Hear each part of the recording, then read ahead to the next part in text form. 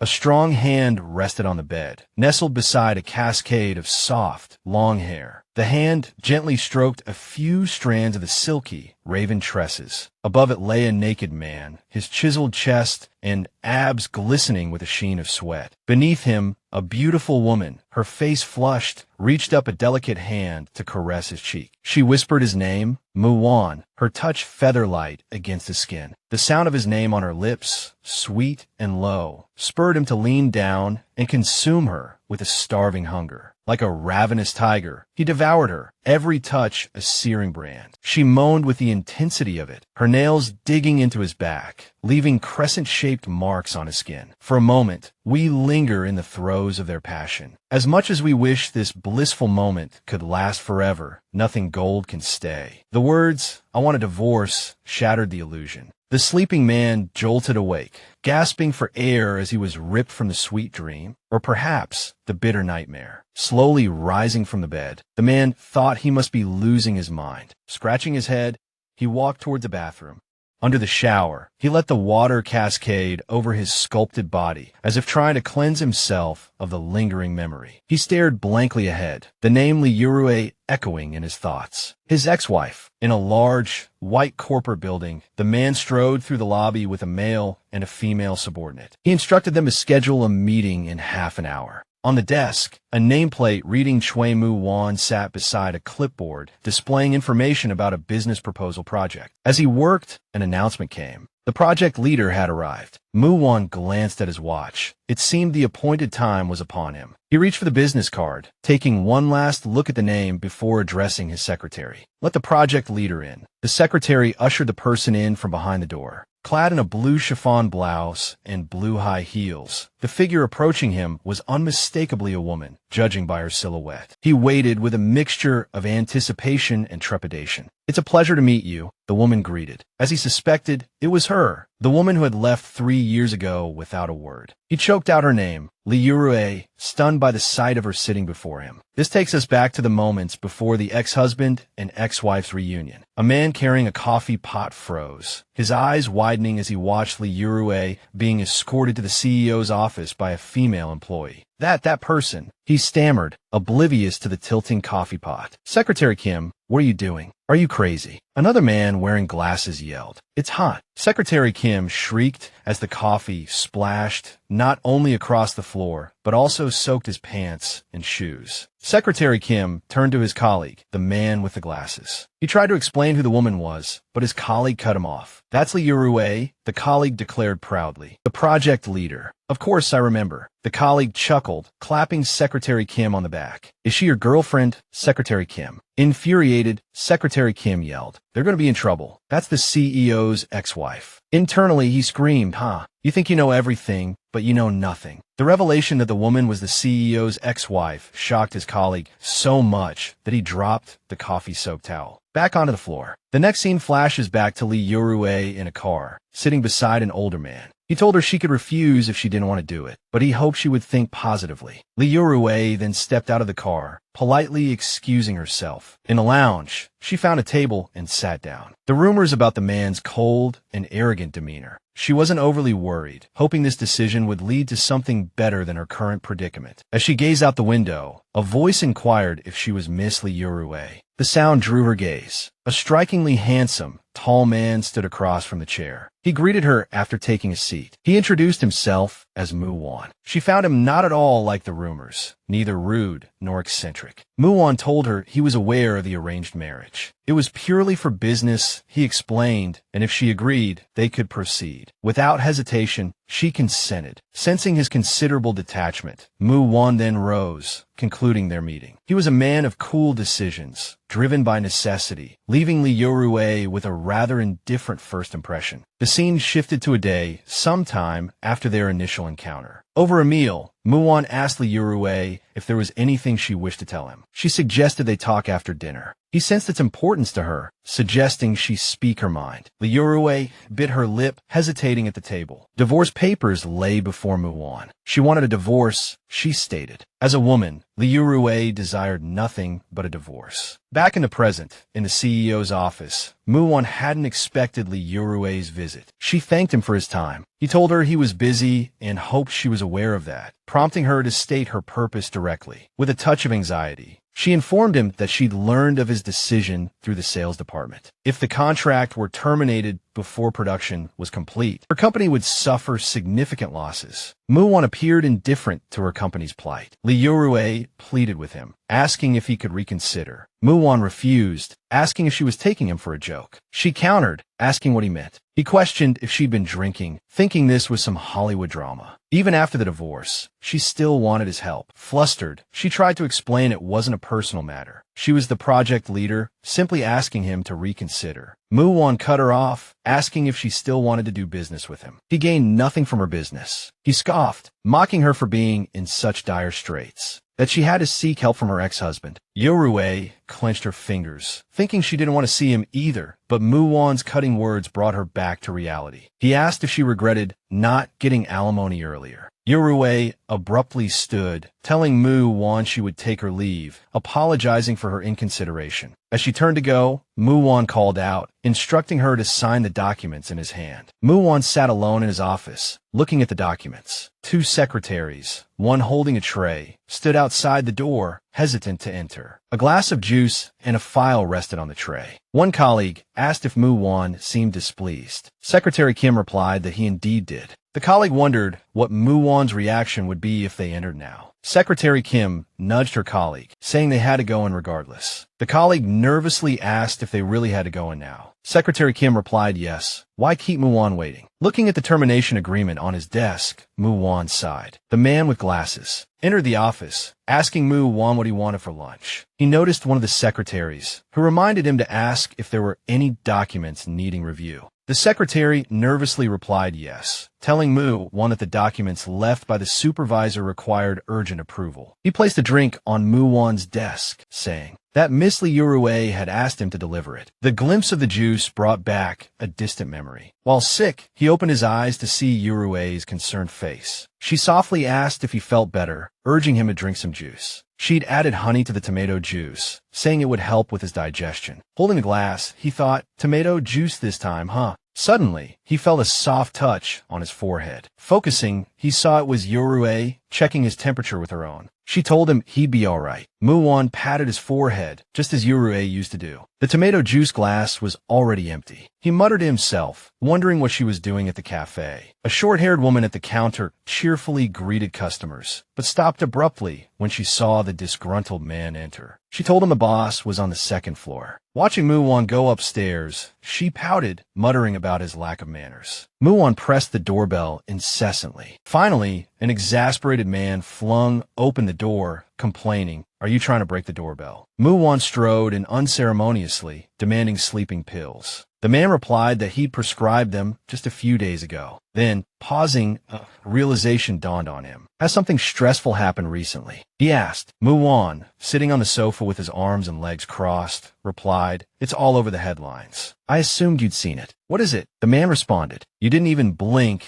when the Shingon construction restructuring happened. Compared to that, this department store issue is nothing. If you're so tired, go exercise." He hadn't even finished his sentence before he yelled at Mu Wan, "Are you even listening to me?" Mu Wan replied that he wasn't. His friend, exasperated, said he'd been meaning to talk to Mu Wan, to ask what was wrong with him lately. "What did I do?" Mu Wan retorted. The scene flashed back to Mu Wan complaining to another friend about various things. The wallpaper wasn't right. The kitchen counters weren't to his liking. Wouldn't it be better to tear down the wall and open up the space? The current paint color was better than the last one. The friend mentioned Mu Wan's insistence on him reconsidering all his opinions. "This is the 6th time you've said this, you demon," he'd yelled. Back in the present, the man told Mu Wan to stop bothering Chongyu. Lest Chongyu actually kill him, he asked how many more times Mu Wan was going to make Chongyu reconsider. Mu Wan nonchalantly replied that if he didn't like the house, he'd object. The man told Mu Wan to ask himself, if the problem was the house, it was probably because of the person who used to live there. Muan snapped, a sharp edge to his voice. Don't you dare mention her. The man sighed, pouring himself a drink. You need this more than sleeping pills right now. At the restaurant, the same short-haired woman from the cafe arrived, apologizing for being late. Uruay said she'd already ordered, as it was getting late. Her friend asked why she'd ordered so much. Uruay replied that she wanted her friend to eat well. Sensing something was wrong, her friend asked if something was bothering her. Uruay nodded tearfully. Her friend suggested she try the rice cakes. Uruay declined, wanting Juanshi to eat with her. She told her friend,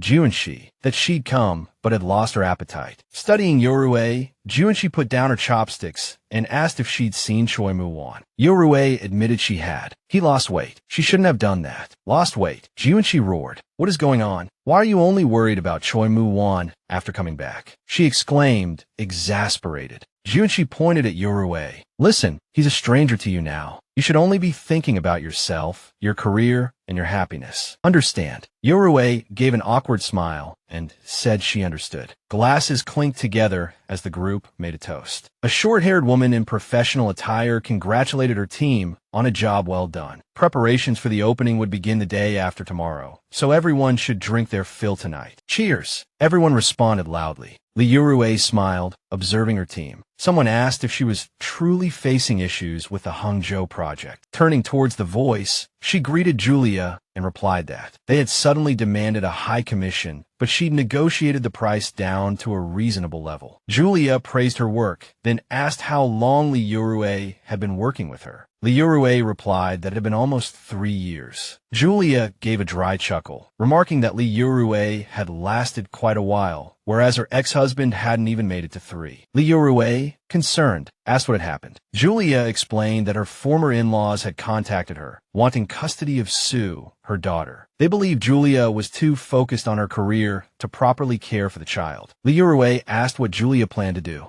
Julia replied that she was considering giving up custody. But you said you love Sue very much, Leuru pointed out. Julia responded that it was for Sue's well-being. Wouldn't a wealthy father be better than a mother who was always working? Leuru countered, saying they never knew. Sue might not be happy with a wealthy father and could be happier with a busy mother. She added that Julia shouldn't be the one to decide where Sue's happiness lay. The most important thing was whether Julia herself wanted to live with Sue. Happiness wasn't a one-sided sacrifice, but about giving and receiving. Julia repeated the words, I see. Happiness is about giving and receiving. Leuru's words resonated within her. Leuru sat in an office meeting. A blonde-haired man announced that the contracted department store had unilaterally terminated their agreement. Leuru replied that since Julia had previously handled this, she wasn't fully aware of the situation. The blonde man explained that Julia had strongly recommended Leuru as she wanted to focus on the custody issue with Sue. Standing in front of the public restroom mirror, Julia, dressed in a striking red dress, gave herself a pep talk. This was the first task Julia had entrusted to her. She couldn't let her down. Regarding the department store,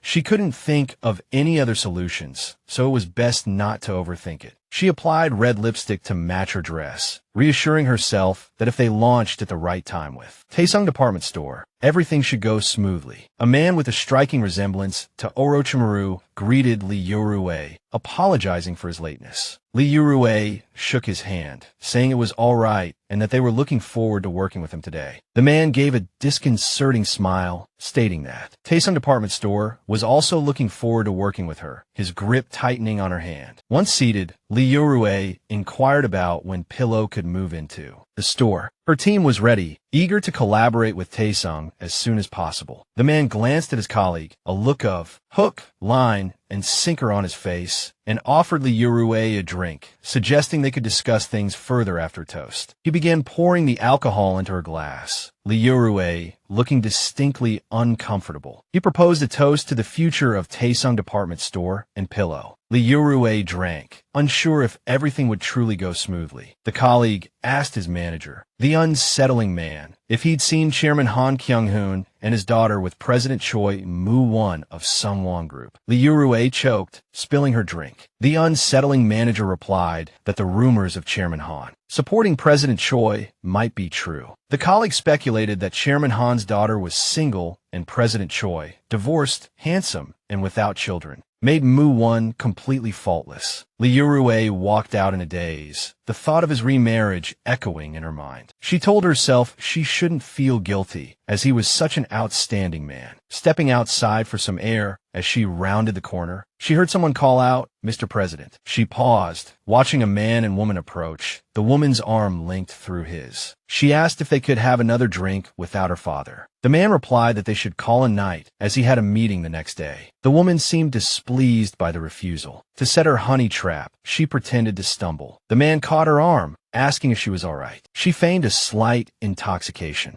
The man suggested they head back inside, mentioning the chairman might be waiting. Leuru hid around the corner of the hallway, listening to their conversation. As they passed, she realized the man was Mu Wan. He glanced at her briefly, their eyes meeting. She turned her head, avoiding his gaze. After they were gone, she emerged from her hiding spot, staring at their retreating figures, thinking they looked good together. Stepping outside for some fresh air, Leuru sighed. Why did she have to run into him today of all days? After a moment, she walked back inside, head down, lost in thought. Seeing a pair of shoes approaching, she thought she was about to bump into someone and quickly apologized. Looking up, she saw it was Mu Wan. He asked her what she was doing there. While she was thinking of how to respond, Mu Wan asked if she had been drinking. She admitted she had. She explained she had work to do and made to leave.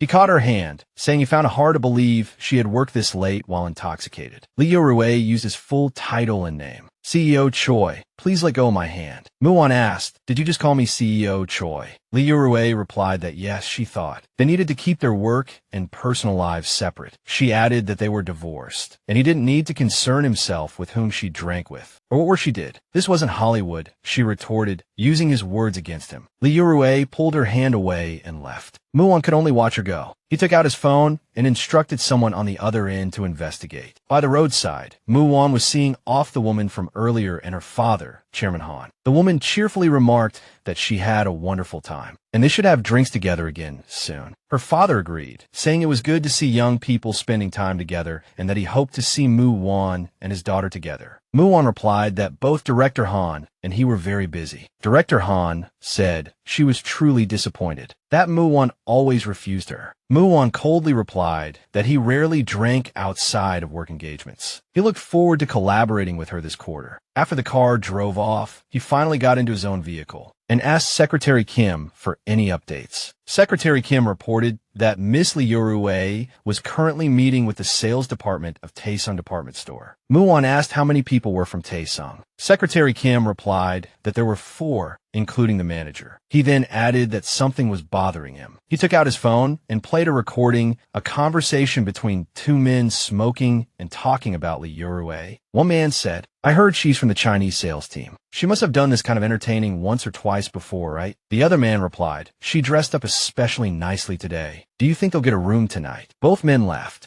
Muan was furious. He had to get her out of there. How dare these men speak about Leuru that way? Perverted old men. Secretary Kim interrupted Mu Wan's thoughts, informing him that Leuru had left in a taxi. Muan told him to follow. Lost in thought, his driver informed Mu Wan that Miss Leuru had gotten out of the taxi. Watching her through the window, he thought about her having to listen to that kind of talk for her work. Did she know the vulgar things they were saying about her? Was this why she left him? Suddenly, Muan saw Leuru pat her chest a few times. He instantly understood what it meant. She had a bad habit of patting her chest, something he'd often seen her do after returning from Aunt Yun's house. In Pyeongchangdong, Muan's mind drifted back to an incident. Leuru had cut her hand while preparing fish, and Aunt Yun had been furious because the blood had stained the fish. Leuru had immediately apologized and offered to clean it, but Aunt Yun berated her, accusing her of being incompetent and showing off. Didn't she have a mother? Was she trying to ruin the ancestral rights? Muan had abruptly interrupted the tirade. Aunt Yun had demanded to know what he was doing in the kitchen.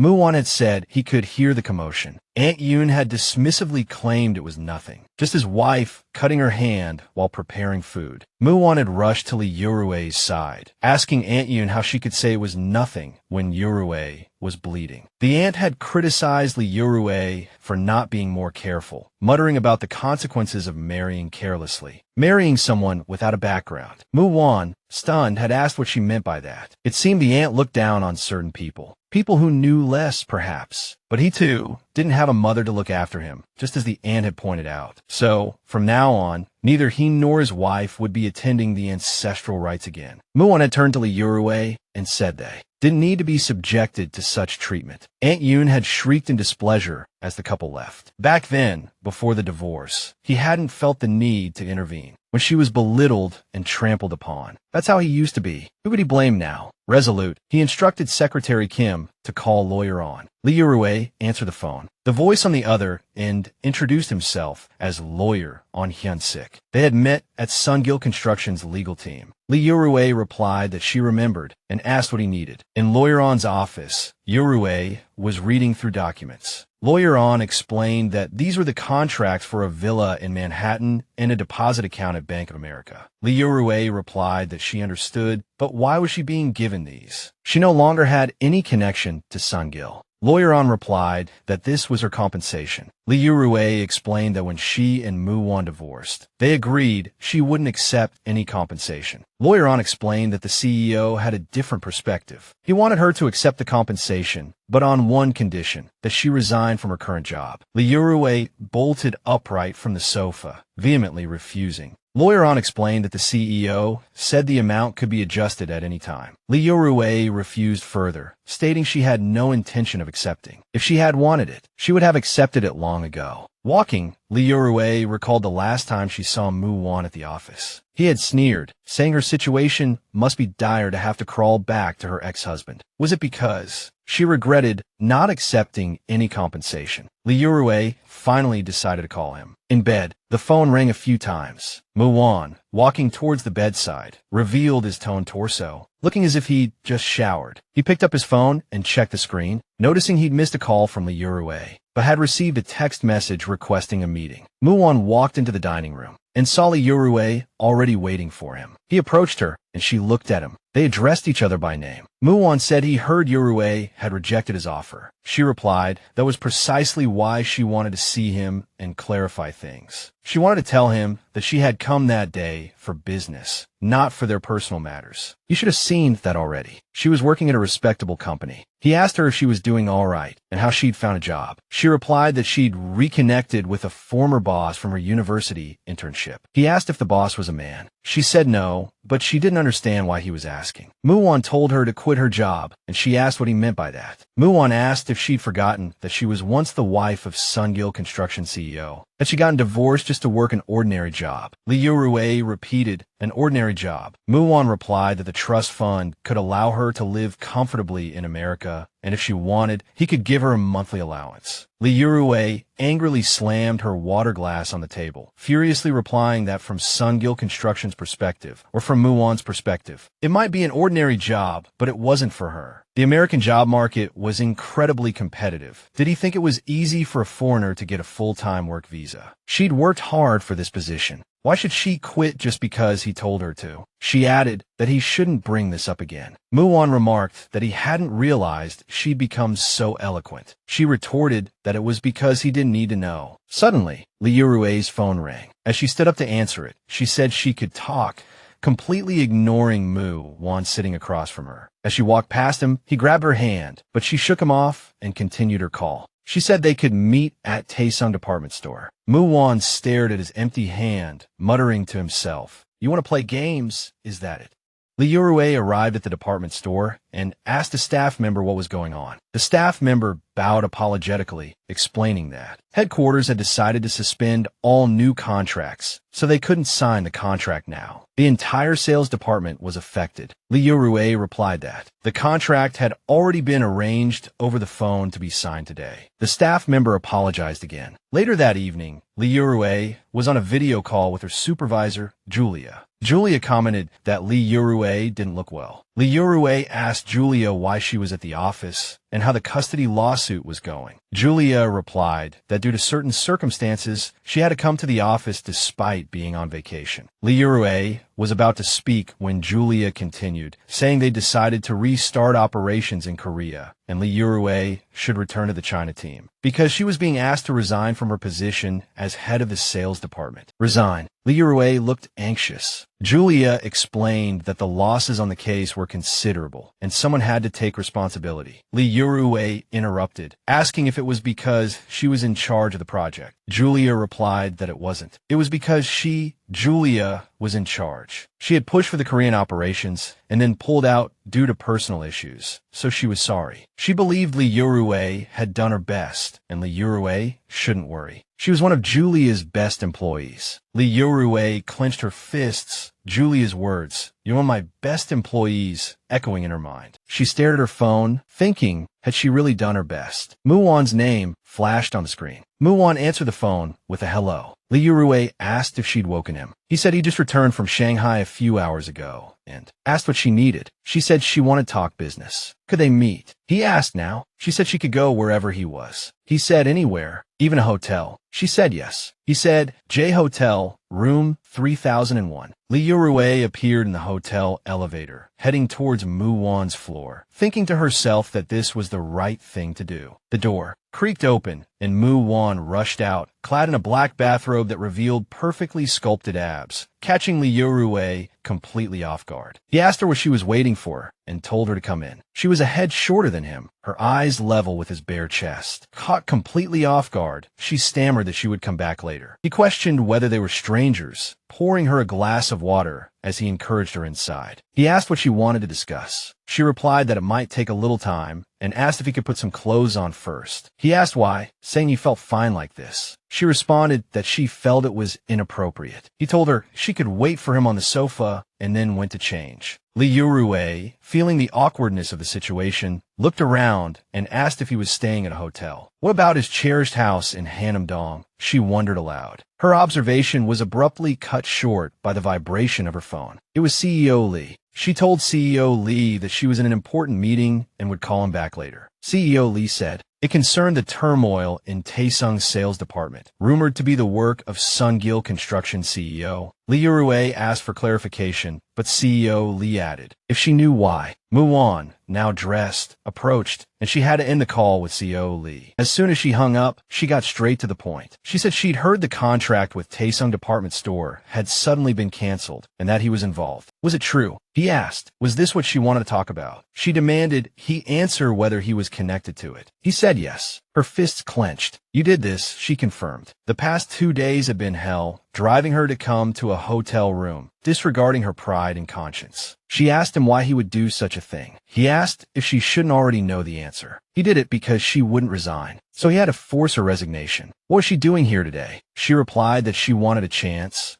for him to reconsider the contract. He stepped closer, resting his hand on the back of the sofa. He asked why she didn't want to make a deal with her ex-husband. A deal? She asked. He replied, yes, since you said you want a chance. An employee in charge of a contract coming to a hotel room at this hour is usually called lobbying. Uruay asked if that was how he saw her. She had never done anything underhanded for her job. How could he say such a thing? Even if they were divorced, they had been married for 2 years. Tears welled in her eyes as she abruptly stood. She stared at Muan, speechless. He tried to explain, but only managed to utter "I." Just then, the doorbell rang. It rang again and again. He told her to wait and went to the door. A stylish woman wearing sunglasses entered. Muan said he had asked her to call before coming. She said she had no choice. She was in the middle of a shoot. She removed her sunglasses and noticed Uruay by the sofa. She asked if he had a prior appointment. Muan ushered her in. She leaned in apologetically, saying she hadn't known and could come back another time. Before she could finish, Uruay interrupted, saying it wasn't necessary. She was finished talking, and she was sure Mr. Choi was as well. She said goodbye. Muan stared after her, murmuring, Uruay. He bit his lip, frustrated, wondering what excuse she would give to others. It was over. Uruay excused herself and left the suite. She walked towards the elevator, pressing the button for the first floor, numbly wondering why she was being treated this way. Had he always seen her this way? And he was engaged to be married. Tears slipped down her cheeks. She choked back a sob. Uruay hailed a taxi, rummaging in her bag as she directed the driver to Carpe Diem in Cheongdam-dong. She realized her phone was missing. Arriving at Carpe Diem, she called out Junhee's name. A man wearing glasses, sweeping the floor, called out, Uruay.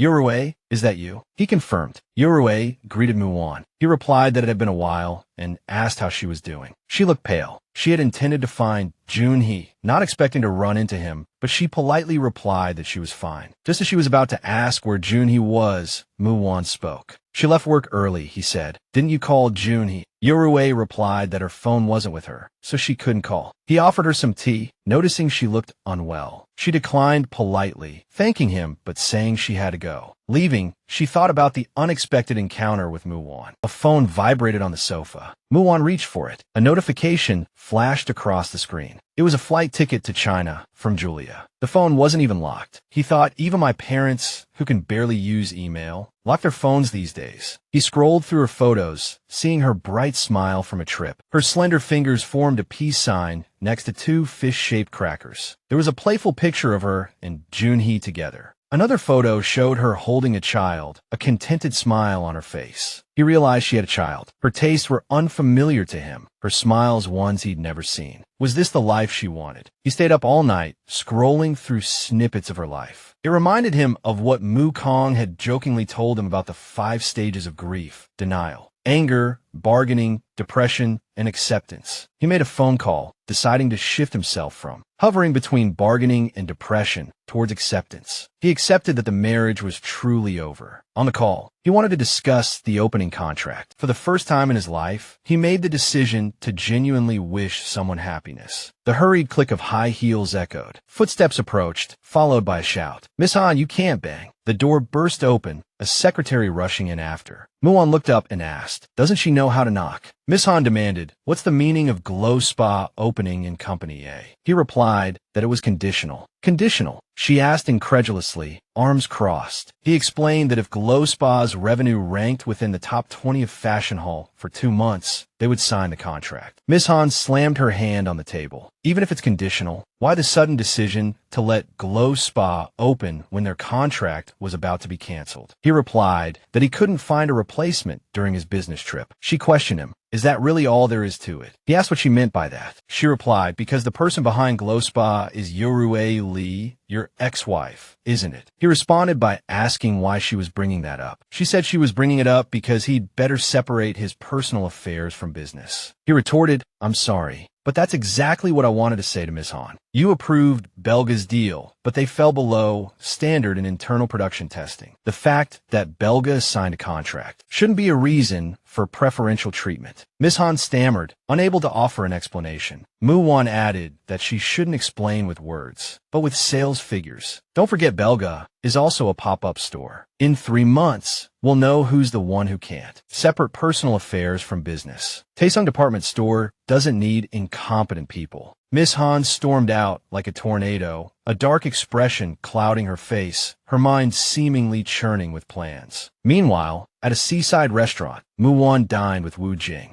Wu Jing reported that Uruay had visited the cafe the previous day. Mu Wan questioned the significance, prompting Wu Jing to explain that Uruay had been looking for the general manager but seemed unable to reach her. Mu Wan pressed for details. "What do you mean?" he asked. "I mean Uruay is in Korea," Wu Jing clarified. "I know," Mu Wan replied. "We've already met." Wu Jing's steak clattered onto his plate. He struggled to process what he'd just heard. Questions tumbled through his mind as Mu Wan watched him. "What are you thinking? Why that reaction?" Mu Wan inquired. "I met Haiwan too," Wu Jing blurted out. "Why are you comparing us? Haiwan and I have known each other for 20 years, he continued, while you've known nothing about Uruay recently. Mu Wan calmly responded, "Uruay is a sales representative for a spa brand. That's why we met." Wu Jing asked, incredulous, "That quiet little Uruay?" "She seems to have taken over the project," Mu Wan explained, "because of the conflict with Taesung Department Store." Understanding dawned on Wu Jing. Because her major was fashion marketing, he mused. "I heard the business in China is tough." "I don't even know where you learned about her university major," Mu Wan replied. "Because I asked and she answered," Wu Jing retorted. "Didn't you know? I only heard she graduated from Parsons," Mu Wan admitted. "This is why you got divorced," Wu Jing thought to himself. He continued eating, then said, "Of course you knew." Muan's life felt like a soap opera to him. They continued their conversation, and when it came time to pay, Muan handed his credit card to the cashier. "Why?" Wu Jing asked. "You don't even know the name of the soap opera sponsored by Taesung Department Store." "Mrs. Yun signed that contract a long time ago," Muan replied. Wu Jing was skeptical. "That drama is really popular these days," he said. "It's about a divorced couple," he added. "Just like you in Uruay," he continued, getting back together for round 2. Muan tried to deflect the conversation. "Round 2? Don't be ridiculous," Wu Jing thought. Just as he was about to explain about the male lead, Muan interrupted. "Did you hear anything from Junhee?" "About what?" Wu Jing asked. "About Leru's current husband," Muan clarified. "Even if you think I'm an idiot," Wu Jing retorted. "Do you think I'd mention Uruay's name in front of Manager CEO?" Muan pulled out his phone. "It says here, she's not married and has no children." Wu Jing stared at him, astonished. "Were you investigating Uruay?" Muan didn't answer, excusing himself and leaving his friend speechless. Wu Jing was baffled. Why did he even get divorced in the first place if he's going to act like this now? What a fool. Back in his office, Muan asked his secretary if there had been any contact from Glow Spa. "Not yet," she replied. "The person in charge's phone is off, and the time difference with Glow Spa headquarters is causing a delay in their response." Muan dismissed his secretary. He found it odd that a sales representative wouldn't respond for so long. He remembered seeing a room number on her phone. Muan made a call. "I'd like to speak to the guest in room 505, he requested. "Could you connect me?" The voice on the other end replied. "The guest in that room has been taken to the hospital by ambulance." Muan felt his world tilt. "Why?" he asked, then corrected himself. "No, I mean, which hospital was she taken to?" At the hospital, Muan ran desperately. He finally reached her bedside, breathlessly pulling back the curtain. On the bed, Uruay lay still, her face flushed with fever. A nurse approached. "Are you a family member?" she asked. "Yes," he answered. "What happened?" "She had severe abdominal pain," the nurse replied. "The attending physician will be here shortly to discuss her condition." He asked what the cause might be, and she replied that there could be many reasons, usually stemming from excessive stress, extreme fatigue, and alcohol consumption. Muan realized Uruay ticked all the boxes. The nurse inquired about his relationship to the patient, and he answered, her husband. The nurse directed him to the front desk to fill out the necessary forms. He went to the reception area and completed the medical history form, writing husband in the relationship field. The words felt strangely easy to write, he thought. Her husband. The phrase slipped out as if they truly were a married couple. Returning to the room, the doctor arrived, reporting that she had a high fever, so their first priority was to bring it down. The doctor said to call him if anything was needed. Muan thanked the doctor and sat by Uruay's bedside, watching her gently, his gaze lingering on a scar on her hand. Uruay slowly opened her eyes, seeing 2 4 drips attached to a stand. She quickly realized she was in a hospital room. The nurse noticed her stirring and asked if she was awake. The fever had subsided, but how was the pain? It's okay, Uruay replied. The nurse told her to wait a moment. The doctor would be back soon. Uruay sat up and asked if she could use a phone. She wanted to call her family. The nurse replied that if she meant her husband, he had already completed the paperwork. Uruay was taken aback. She didn't have a husband. The nurse continued, explaining that her husband had been incredibly worried because of her high fever, staying by her side the entire time. Such a devoted husband, the nurse remarked. Husband. Confusion clouded Uruay's mind. She asked again if she could use a phone. Pulling the 4 stand with her, Uruay went to the front desk to call Julia, relaying her situation and the hospital information. Suddenly, someone called her name, Uruay. She turned and saw Mu Wan. He asked if she was feeling better. Stomach cramps, a cold, and muscle aches, she listed. She asked how he knew. He told her she'd left her phone with him. Back at her bedside, he explained that there was an urgent matter to discuss, which was why he'd brought her phone. The emergency room staff answered a ringing phone. He reached into his shirt pocket and handed her the phone. She asked why he'd brought it. A female doctor called out, Leuru. Here, she responded. The doctor asked Uruay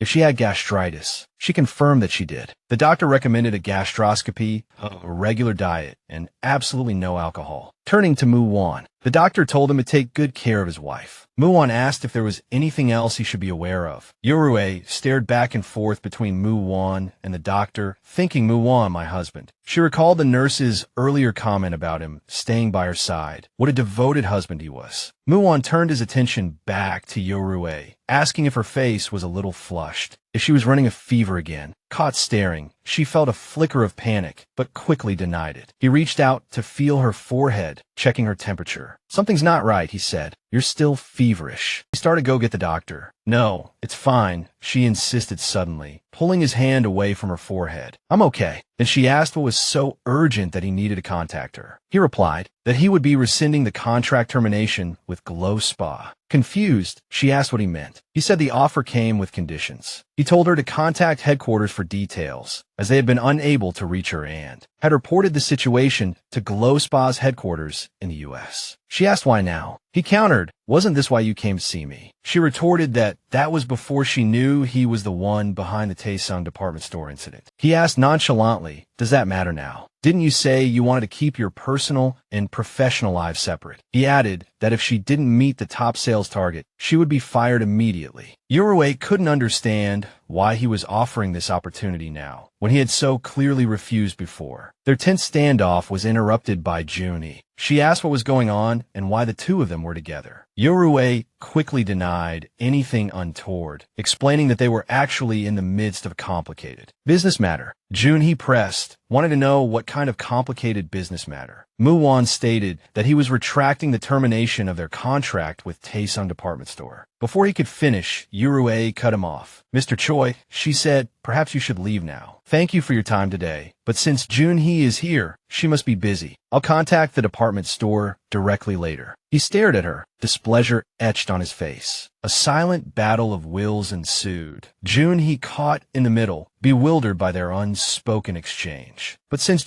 he's been here, he must be busy. She decided she would call the department store herself later. Clearly upset, he stared at her, and they locked eyes in a tense standoff, while June stood between them, confused by their silent exchange. Seeing that Mu Wan wasn't budging, Junhee spoke more forcefully. "Didn't you hear her? You should go. Don't worry about Uruay. I'll take her home myself." Mu Wan finally responded, saying that she should hurry. The company had called, and they were starting their internal meeting to handle the logistics. With that, he straightened his shirt and left. Junhee grumbled about his strange behavior. Uruay stared at his retreating back, remembering the moment when she had been lying in the hospital bed, drifting in and out of consciousness. She had thought she was dreaming, but he had gently stroked her face and apologized. The next day, a lavish assortment of fresh meats, proteins, fruits, and sweets arrived at Junhee's apartment. Gazing at the gleaming bounty, Junhee playfully guessed at the cost. $500. No, $1,000 or maybe even more. Uruay arrived home from work, kicked off her shoes, and headed straight for the refrigerator. Junhee urged her to look at the delivery, but noticing Uruay drinking straight from the bottle, she yelled, "Hey, don't drink straight from the bottle." But Uruay had already drained it. "What's wrong?" Junhee asked. "Did they say you can't do business anymore? Opening the store isn't the problem. Are you going back to China then?" "No, I can't," Uruay answered abruptly. Noticing the extravagant spread of food, Uruay asked, "Did you go grocery shopping?" "Oh, that. No, I didn't buy that. Your ex-husband did." Uruay sighed. "Mu Wan." Junhee explained, "Someone called Secretary Kim delivered it. Said it was in return for the tomato juice. I don't know how they knew my address." As she dialed a number on her phone, Uruay told Junhee that Mu Wan could find out anything. "Seriously, I don't understand your ex-husband." "Me neither," Uruay agreed. The call went unanswered, diverting to voicemail. Uruay's mind flashed back to the scene at the department store a few hours earlier.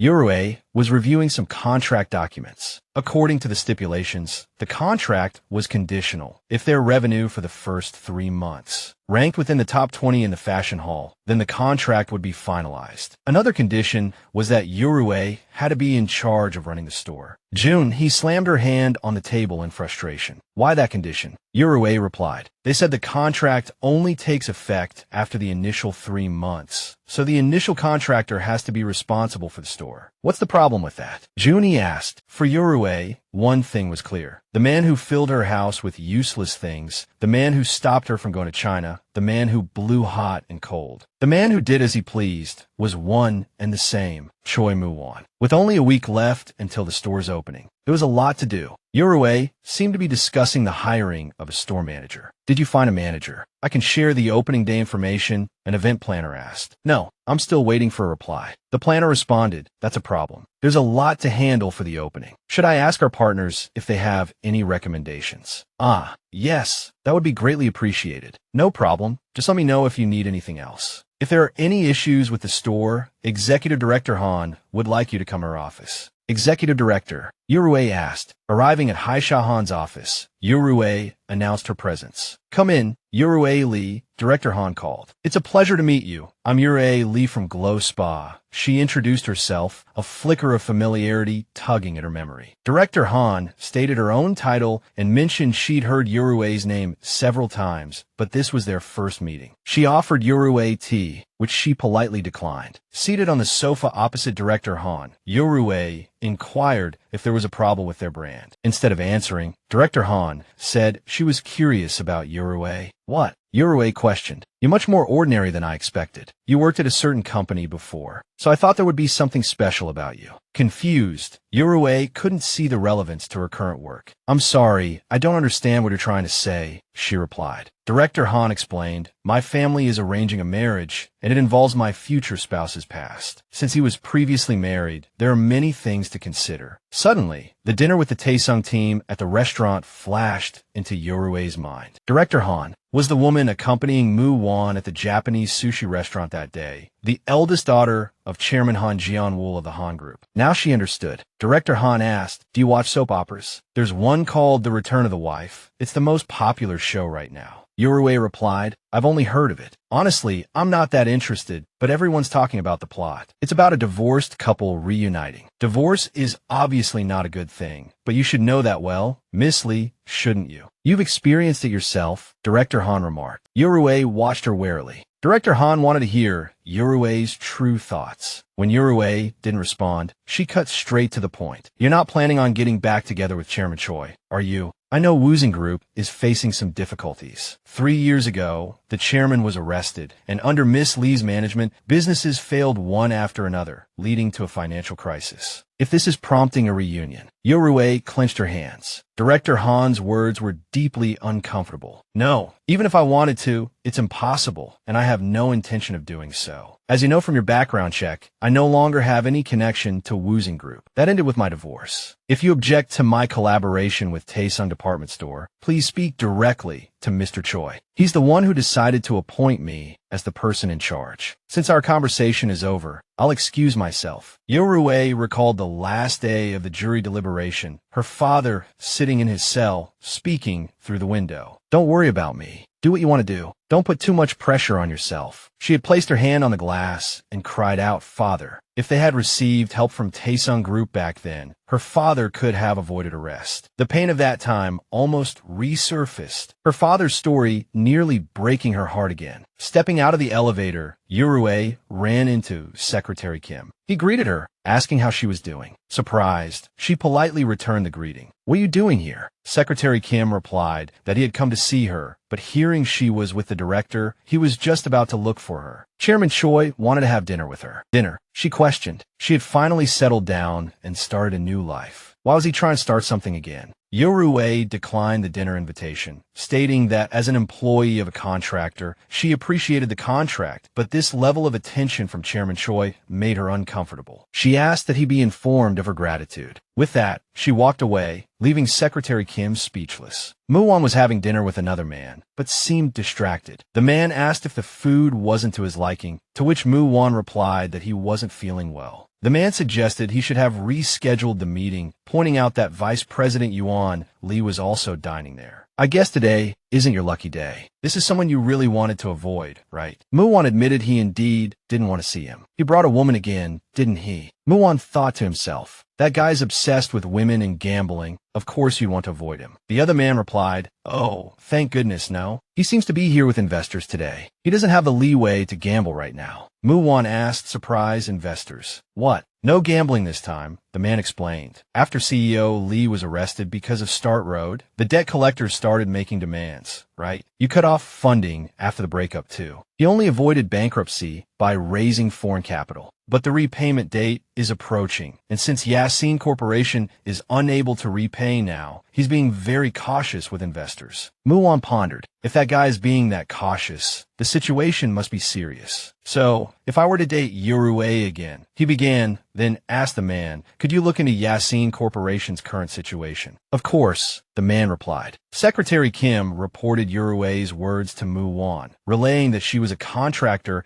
and this level of attention made her uncomfortable. Sitting in his car, Mu Wan recalled the message relayed to him earlier and rubbed his forehead. Really, seeing her again. Wake up. He was all too familiar with the sting of rejection, especially after the strained relationship with his father, and knew to retreat in time to minimize the pain and damage. Then he noticed a man standing not far from his car, gazing in a particular direction. He remembered it was the same man he'd seen with Uruay 4 days prior. The man's face had been lingering in Mu Wan's mind. He'd even searched her social media, but found nothing of note. Holding his phone, he looked at Uruay's Instagram post about Glow Spa. Someone named Taeho K had replied to her post. Taeho Ko. Could it be Assistant Manager Kim Taeho from the sales department? Mu Wan was so lost in thought that his secretary called out to him several times. Ah, yes. The secretary reported that Belga had begun display work and Glow Spa's construction would be completed today. But Glow Spa is still looking for a store manager. Mu Wan asked, it's opening in a few days and they haven't hired a manager yet. The secretary replied that because the store had conditions attached and the expected revenue was set high, they hadn't attracted many applicants. The secretary spoke proudly of his actions, but please don't worry, I made a special request to our executive department staff, and everything will be handled. Mu Wan slammed his hand on the desk. Why would you do something I didn't order? The secretary, startled, replied, I'm sorry, sir, I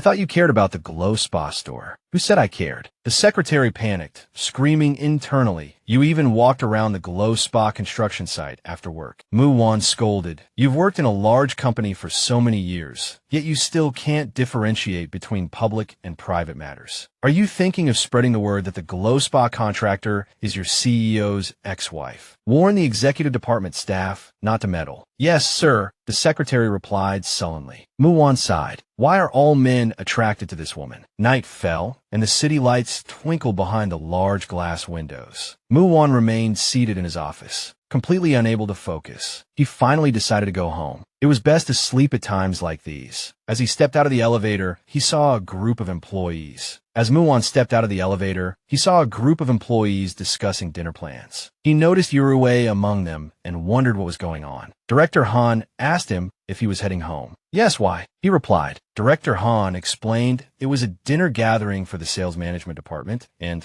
they were also doing introductions. I see, he said, but glanced at Uruay, thinking, didn't the doctor say she shouldn't drink? Is she still going to dinner? He then told Director Han that he wanted to join them. Director Han asked, perplexed, Mr. Muan, you want to join us? Why is she looking at me like that? He thought. Uruay was grilling slices of pork and cutting them. She thought to herself, everyone here was forced to come. I heard Mu Wan usually skips these dinners. Why is he here today? Uruay sighed inwardly. The situation made her uncomfortable. Someone called out, Miss Uruay, let me do that. Oh, okay. Sorry, I'm not very good at grilling. It's all right. I wasn't either at first. Here, eat. You've been grilling but haven't eaten anything yet. Uruay thanked her colleague, silently thinking. How am I supposed to eat with my ex-husband and his girlfriend in the same room? She suddenly felt hot. Ugh, damn it. Just pretend you don't see him. Mu Wan keeps staring. Director Han tried to pour Mu Wan a drink. Uruay was about to slip away when someone put a hand on her shoulder. Which company are you with? I'm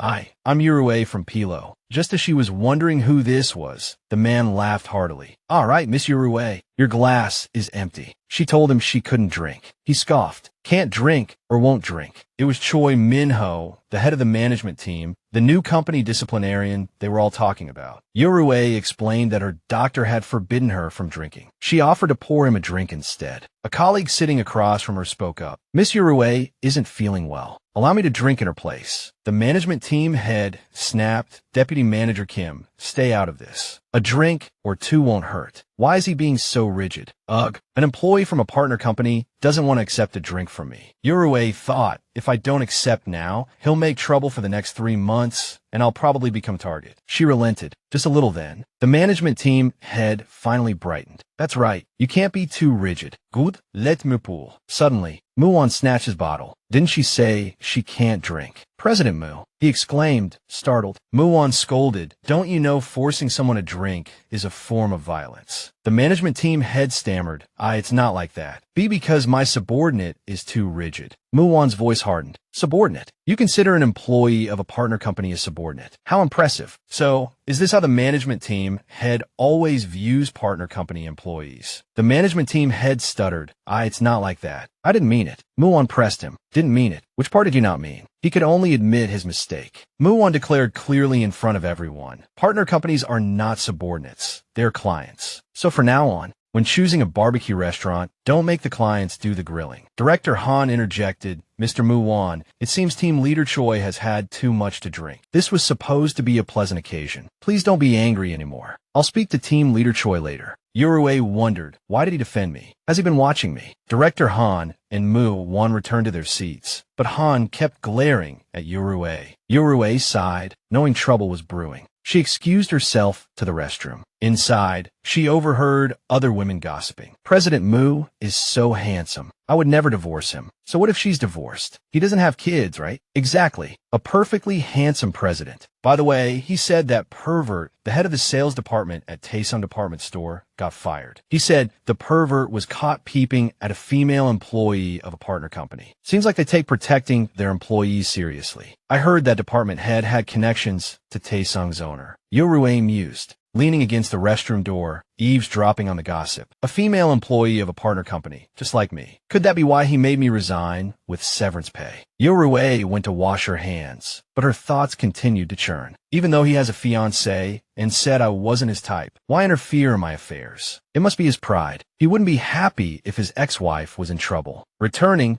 Uruay overheard. The others saying the CEO had already left. Uruay returned to her seat and excused herself. Outside, she looked at her phone, trying to hail a cab, when Mu Wan asked if she was finished eating. Outside the restaurant, Uruay asked Mu Wan why he hadn't left yet. Mu Wan replied that he pretended to leave because she seemed annoyed to see him. Uruay had assumed he left with Director Han, but apparently not. But why? Did he seem so strange? Muan appeared unsteady to Uruay. Muan, before she could finish, he leaned against her. She had no choice but to support him. She asked if he was all right. He touched her arm, and with a drunken, almost coquettish smile, replied that he was fine. Noticing he seemed intoxicated, she asked if he was drunk. Muan, clutching her hand, told her he wasn't. As she tried to pull away slightly, she asked where Secretary Kim was. Muan told her Secretary Kim had already gone home. "Then let me call someone to take you home." "Wait here," Uruay said. Muan tightened his grip, telling her not to go. He leaned closer, murmuring, "I've been waiting for you for a long time." Unable to deal with the drunk Muan, Uruay had no choice but to drive him home.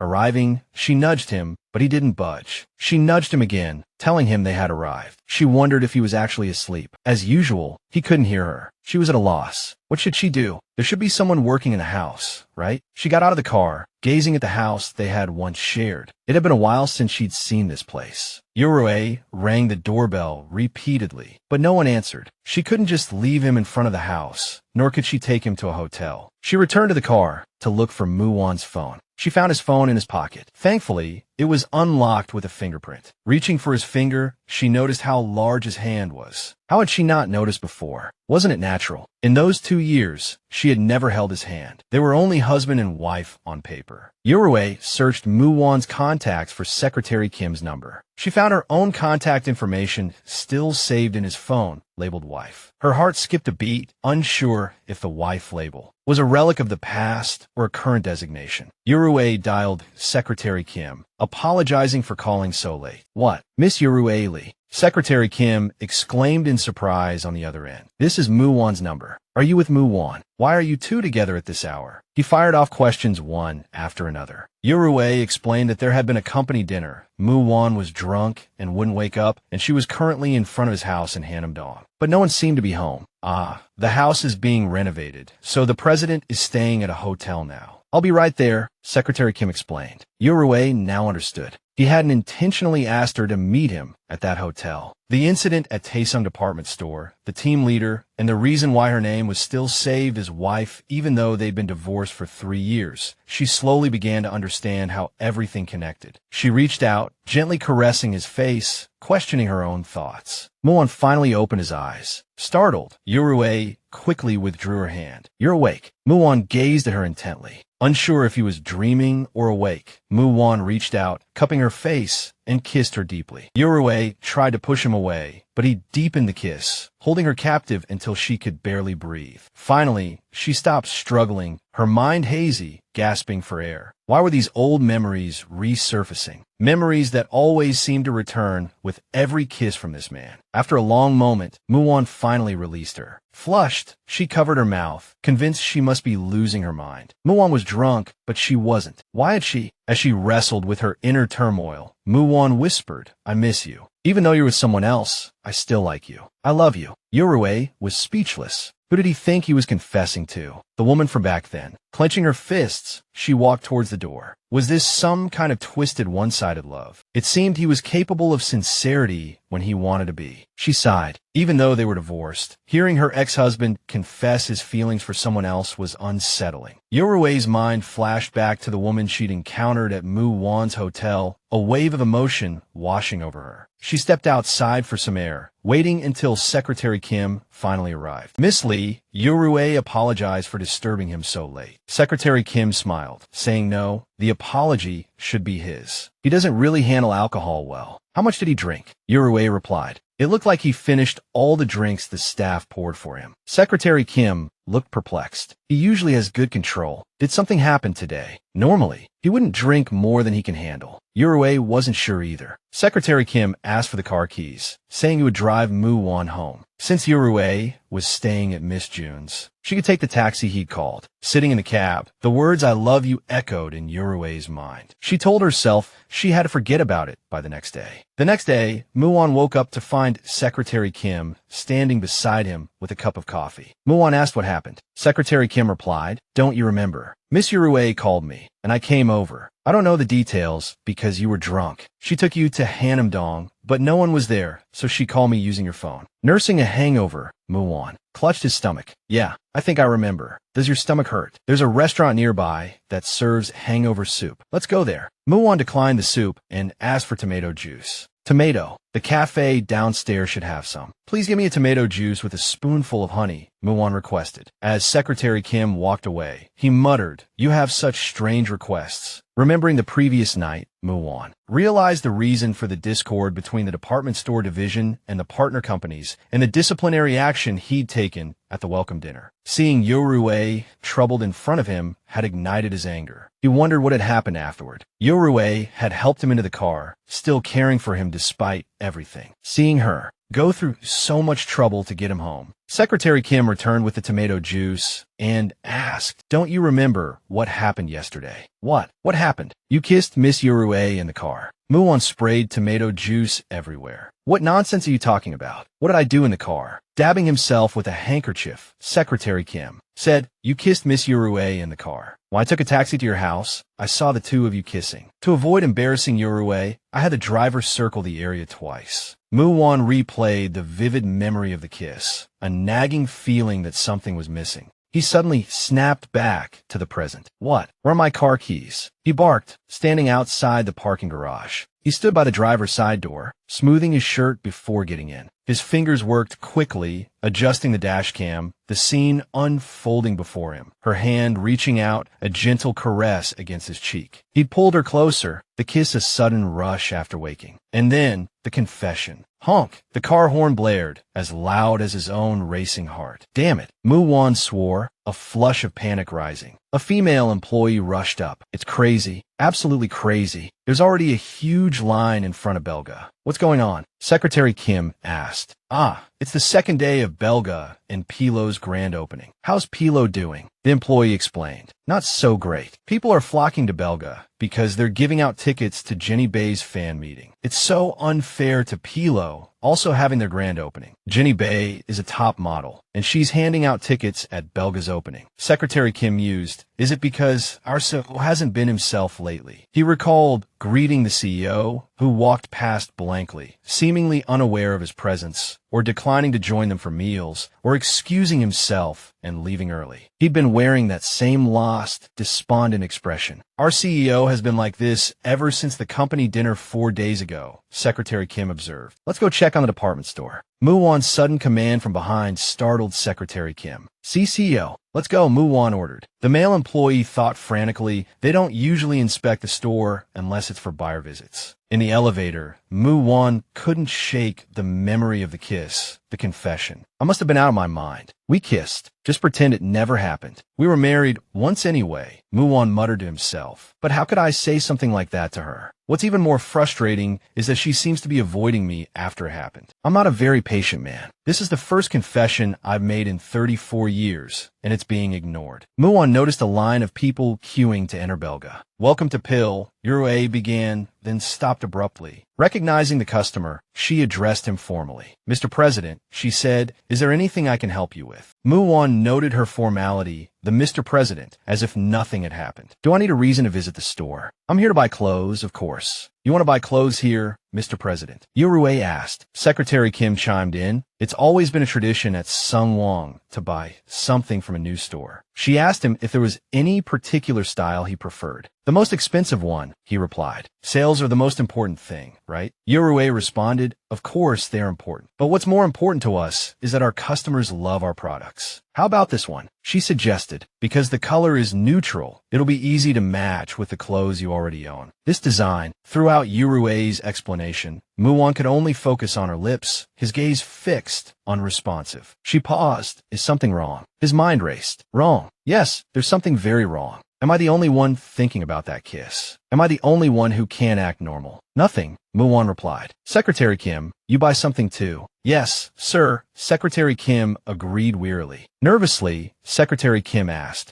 what kind of clothes would suit me? Muan radiated an aura of simmering frustration. If you don't mind, I'd like to recommend a cardigan. It's our main line this season. How about it? All right, Uruay replied, then asked for his size. Secretary Kim stammered, I don't know my size. Because his wife usually bought his clothes, taking her own measurements with a tape measure, Muan could only watch, his irritation simmering. She doesn't smile at me, but she smiles at Secretary Kim. Customers began to flood the store. A man bumped into the stack of boxes behind Uruay, and in the blink of an eye, the boxes toppled toward her. But someone moved faster. A man shielded her, taking the brunt of the falling boxes, then asked if she was all right. Long time no see, Uruay. Dion Appa. Muan recognized him. It was the same man from before. Alone in the store, Uruay looked at Dion's business card. He wasn't a prosecutor anymore. Uruay picked up her phone and started texting Dion Appa. She'd first met him when she was 12. He was the only one who had been kind to her. Back and forth the messages flew, bridging the distance from Songbuk-dong, catching each other up on their lives. She told Dion in a text that she was only working a short-term job. Dion replied that he was relieved. He'd been about to tell her not to work there. Having heard the so was strange.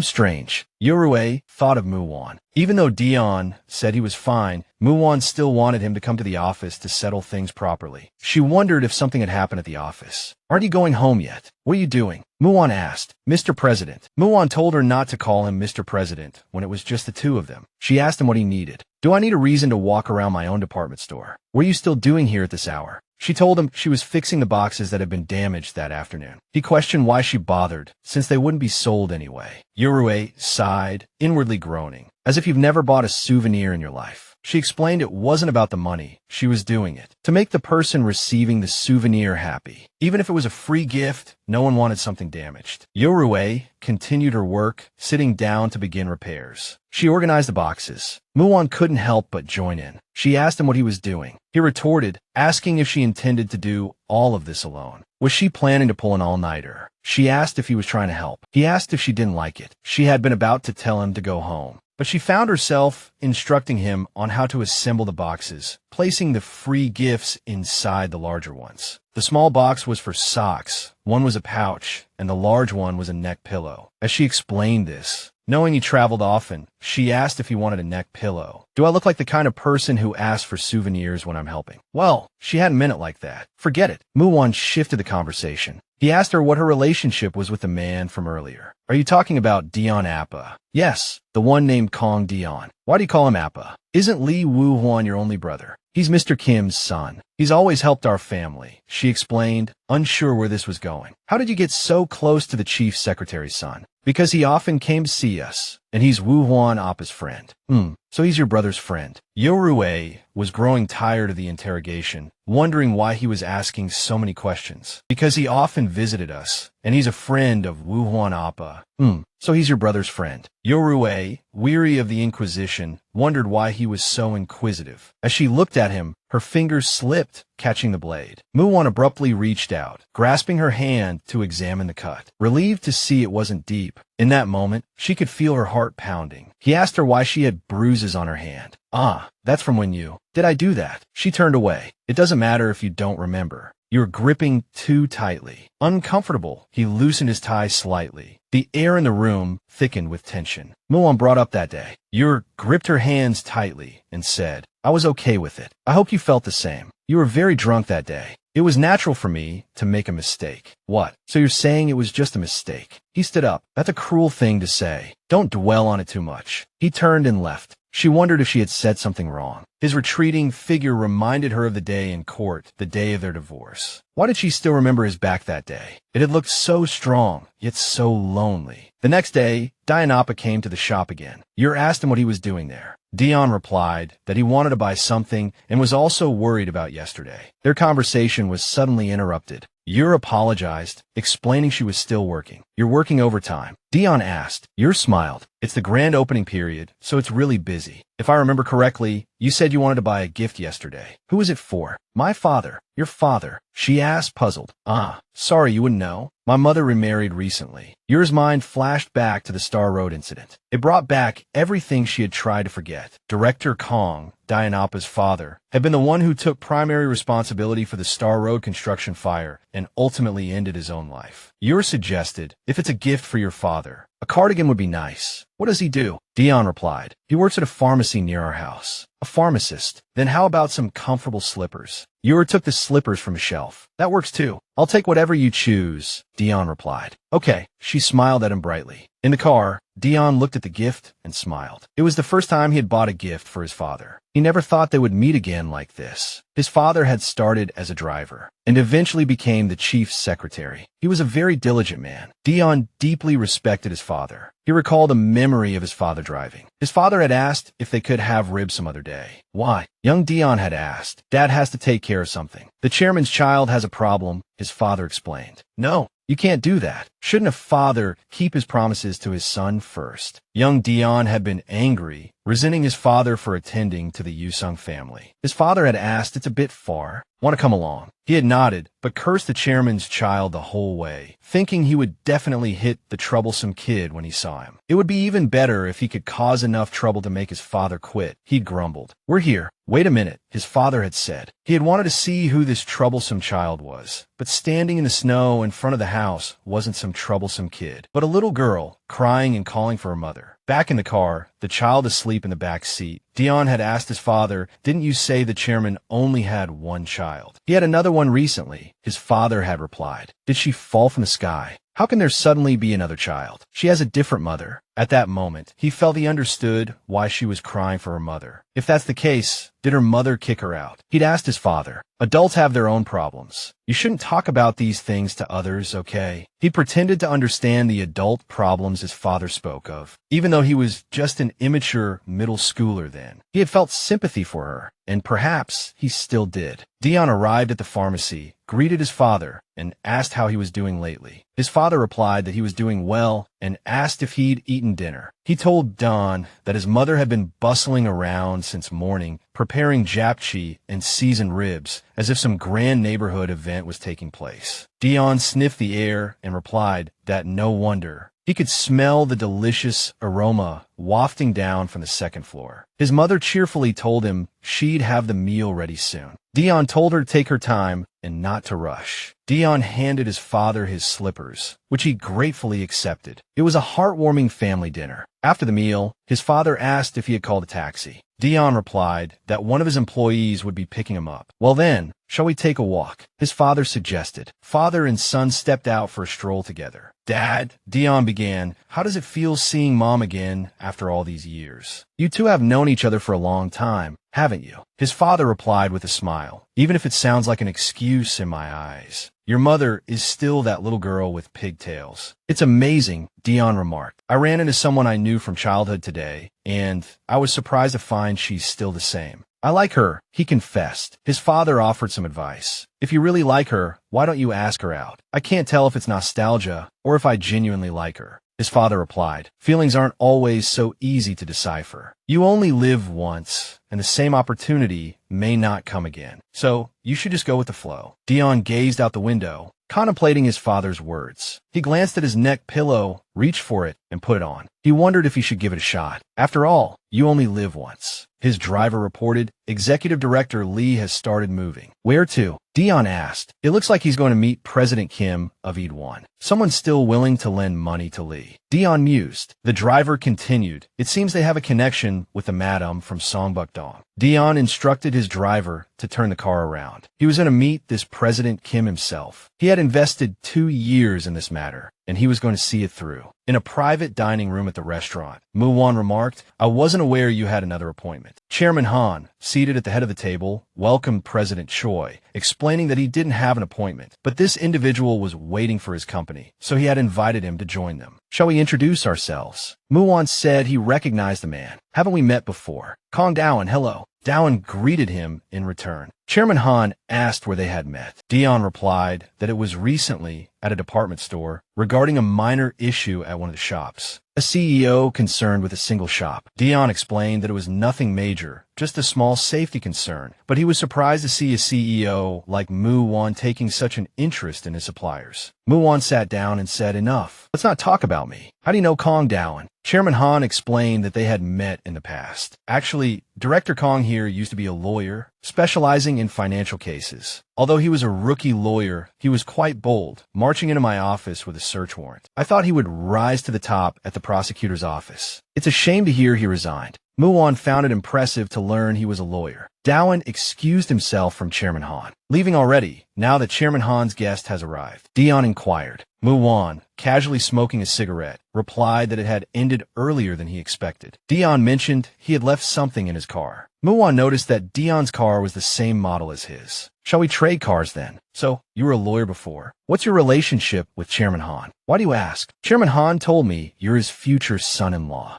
Mu Wan scoffed. That old fool is still using my name. He told Dion. That's what he said. It has nothing to do with me. Is that so? What an interesting relationship. Dion explained that during the brand acquisition process, Han Jianwu's company, a brand forced its employees to increase sales, leading to massive debt and ultimately a suicide. He was the lawyer in charge of the case. Mu Wan asked him if he was forced to resign from his law firm because of it. That was my personal choice, Dion replied, reaching into his car to retrieve some documents. Mu Wan noticed the orange neck pillow Uruay had given him last time. It's a giveaway from Glow Spa, Dion said, opening the folder. He wanted to ask Mr. Choi something before taking out the documents. Just then his phone rang. It was Uruay. Mu Wan tensed at the sound of her name. Dion told Uruay not to worry. He would pick her up at the department store entrance tomorrow at 6 in the afternoon. Hearing another man speak the familiar name so casually, Mu Wan struggled to mask the emotions rising within him. The next day, Uruay glanced at her watch. Boss, shouldn't we be going? Jianwu asked. Can you close up shop for me? She asked. Don't worry, I'm not alone. Yun Song is here too. We'll handle it. You go and have a nice dinner with that snack. Snack? She pondered. That handsome guy is the snack. Jianwu replied excitedly. Are you talking about Dion? Yeah. You know, I suspect the reason Secretary Kim hasn't been around lately is because of him, Uruay's subordinate mused. Because of Dion. Why? Why what? Secretary Kim is pursuing you. And then this handsome snack shows up and beats him to the punch. Don't let him get away. What nonsense. He's like a brother to me, Uruay explained. Jianwu ignored her explanation, pushing her towards the exit. Don't deny reality. Lots of close friends end up married. Mu Wan suddenly interjected, startling them. CEO, what are you doing here? Mu Wan gestured to his shirt. I bought the shirt at Glow Spa. The subordinate missed the implication. He said confidently, it is indeed our product. I honestly thought it was a luxury brand. Uruay asked if there was a problem with the shirt. The shirt is fine, but I forgot something when I made my purchase. Forgot what? Uruay and her subordinate asked in unison. The neck pillow, he said. Neck pillow. The one you got for free with a purchase over 201 during the opening event. I didn't get one, Muan stated. Uruay said, you're looking for a free gift from a month ago. You said you didn't want it. Muan asked, a look of confusion on his face. Oh my God, he's infuriating. Uruay remembered asking him if he wanted it and him refusing, but she forced down her frustration and said, I'm sorry, we're all out of the giveaway. Strange, the revenue data and the number of giveaways used don't match up. His words startled Uruay and her subordinate. Ms. Lee, come to my office with the neck pillow. We need to discuss your sales figures. Uruay asked if she could bring it tomorrow if he didn't mind, as she had a prior engagement. Muan retorted, so, you're saying that a vendor can't even provide the CEO with a neck pillow? What? She pressed. Regardless, I want that neck pillow today. You have to deliver it personally. He commanded. Uruay cursed internally. To hell with the neck pillow. If he needed one that badly, he could open his own factory. Jianwu asked, is he spying on us or something? Uruay replied, no way. Have you ever heard of a CEO personally spying on a store? Yeah, besides this crazy one.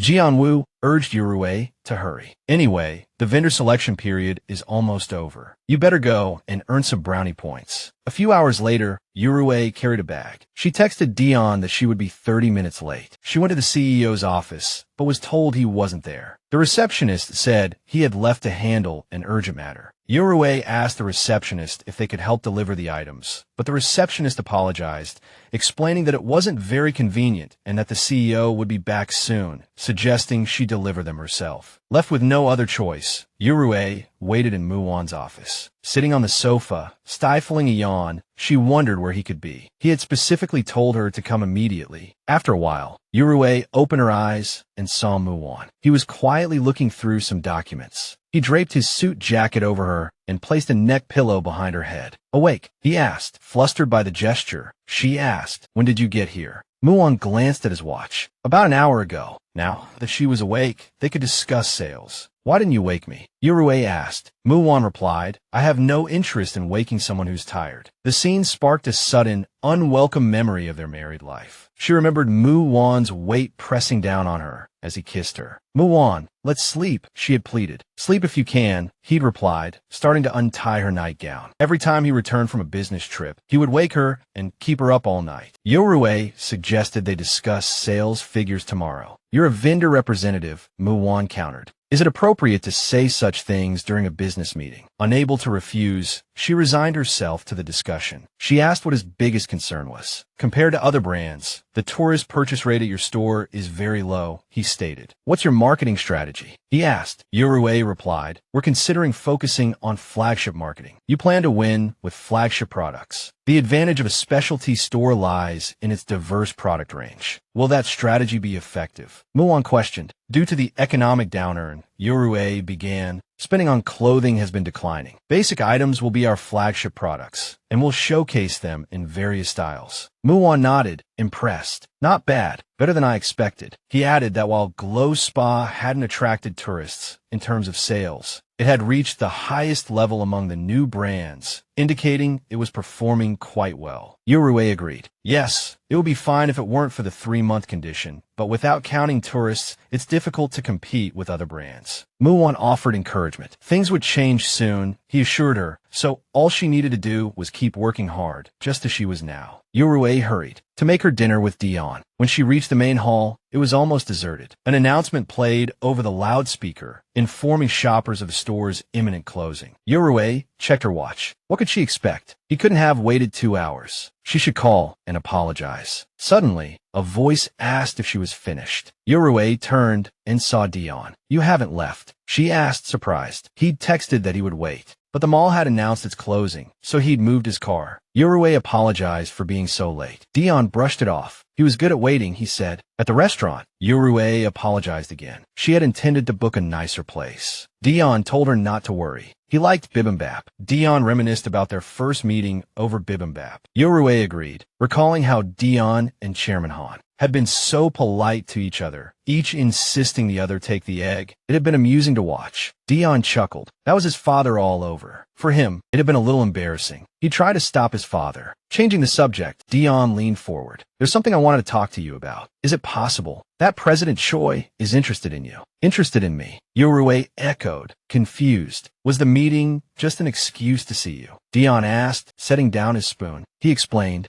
after waiting a while, I went to your store, and they said you'd gone to meet the department store CEO. CEOs rarely meet with vendor employees, and his behavior towards you that day was a little strange. Did you notice anything unusual about him? Uruay shook her head. It wasn't like that. Dion pressed gently. I know this is difficult to talk about, Dion began, but if we don't face it now, things will only get worse. Uruay knew Dion had completely misunderstood. It's not what you think, she said. Dion pressed her. How can you be so sure? Uruay had to tell him the truth. He's my ex-husband. Dion was taken aback. Your ex-husband? Isn't he working at some construction company? Yes, Uruay admitted, but he recently took over the department store. So you knew he worked there when you started this job? Uruay replied that she'd had no choice. She'd taken over the position from someone else, and he didn't know either. Isn't it awkward seeing him? Uruay sighed. There's nothing I can do. It'll be over as soon as the contract is finalized. Dion looked like he had a million thoughts swirling in his head, but he didn't press her further after dinner. Dion drove Uruay home. He offered to drop her off at the entrance, but she asked him to pull over to the side of the road. Uruay said goodnight to Dion and turned to leave, but he called out to her, hurrying after her. Let's date, he blurted out. Not just be good friends. Let's try a real relationship. Uruay declined his confession. I don't want that, she said. Dion was confused. Why? Uruay explained that her marriage had failed and she was leaving soon anyway. Dion shook his head. I don't care. I already know about your past, and I'll be leaving too once my current project is finished. Despite his persistence, Uruay still refused. Dion wondered why he'd even asked her out. Had it been because he'd told himself 1,000 times he'd wait like a good appa? But now he was tired of waiting. He was done waiting.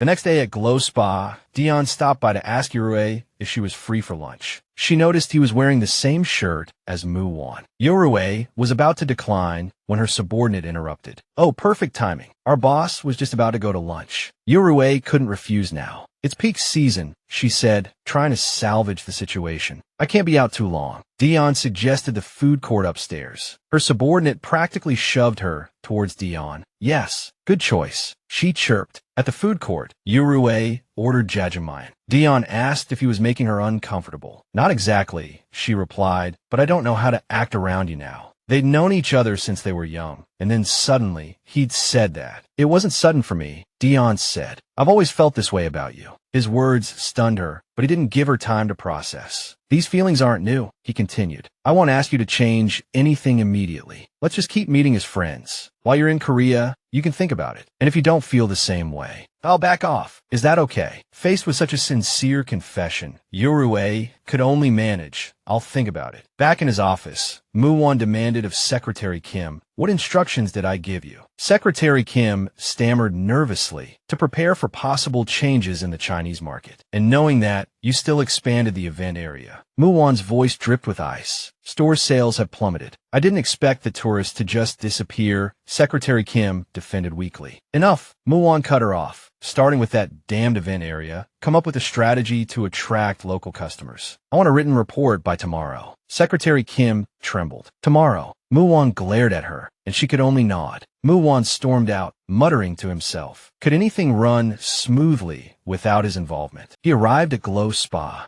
Jian Wu greeted him enthusiastically. CEO Mu Wan, you look fantastic in that Armani today. Mu Wan glanced around. Things seem to be going well here. Thanks to you, sir. Jian Wu beamed. What do you mean? Mu Wan wasn't sure what he'd done to contribute. Jianwu pointed at the display case. After seeing your outfit that day, our manager put that shirt and suit combination on display. It's been pretty popular so far. Mu Wan looked at it, finding it quite to his taste. He asked, "Where's the manager?" Jianwu replied nervously, "She's out to lunch with a client. This client frequents our store and is also a personal guest of our manager's." He excused himself to help other customers before he could explain further. Muan thought to himself, "She never accepts my lunch invitations. Who could it be?" He walked into his office and saw Dion waiting for him, sipping coffee. "I have something to discuss with you." Muan noticed Dion's shirt and wondered how many Uruay had sold. "Make it quick. I'm busy." Dion confessed, "Actually, I misunderstood you. I thought you were some shameless scoundrel making advances on a female vendor employee." "What?" Muan asked. "I almost took action, but Uruay told me you're her ex-husband, Mr. Choi." Muan sat down and crossed his arms. "You didn't know about that, did you?" He guessed. "It seems their relationship isn't as close as it appears." Dion replied, "I don't want to talk too much about my beloved's former husband. I intend to date Uruay." "Date?" Muan repeated. "I thought it would be proper to inform you beforehand. I also believe both parties need to maintain proper decorum." "Decorum?" Muan questioned. Dion explained. "Divorce may not be a big deal these days, but an ex-husband clinging to his ex-wife doesn't look good." Muan retorted, "What if I don't want to be just an ex-husband? If divorce isn't a big deal, wouldn't reconciliation be even more acceptable?" Dion asked, "Don't tell me you're considering getting back together." Muan snapped back, "It's none of your business. Just be your brother's friend, nothing more." Dion stood up. "Whether I'm more than that is up to Uruay to decide." A voice on the phone asked where Chairman Han was as the executive meeting was about to begin. Chairman Han listened to the voicemail distractedly. "I can't attend. I have a terrible headache. Have Manager Choi take my place." She hung up and immediately instructed the salesperson to ring up the items she'd chosen and have them delivered. She gritted her teeth. "Executive meeting. Am I crazy? It's obvious he's going to berate me about the expansion of the event space. Even my father never scolded me like that." At the Glow Spa department store, Chairman Han watched Uruay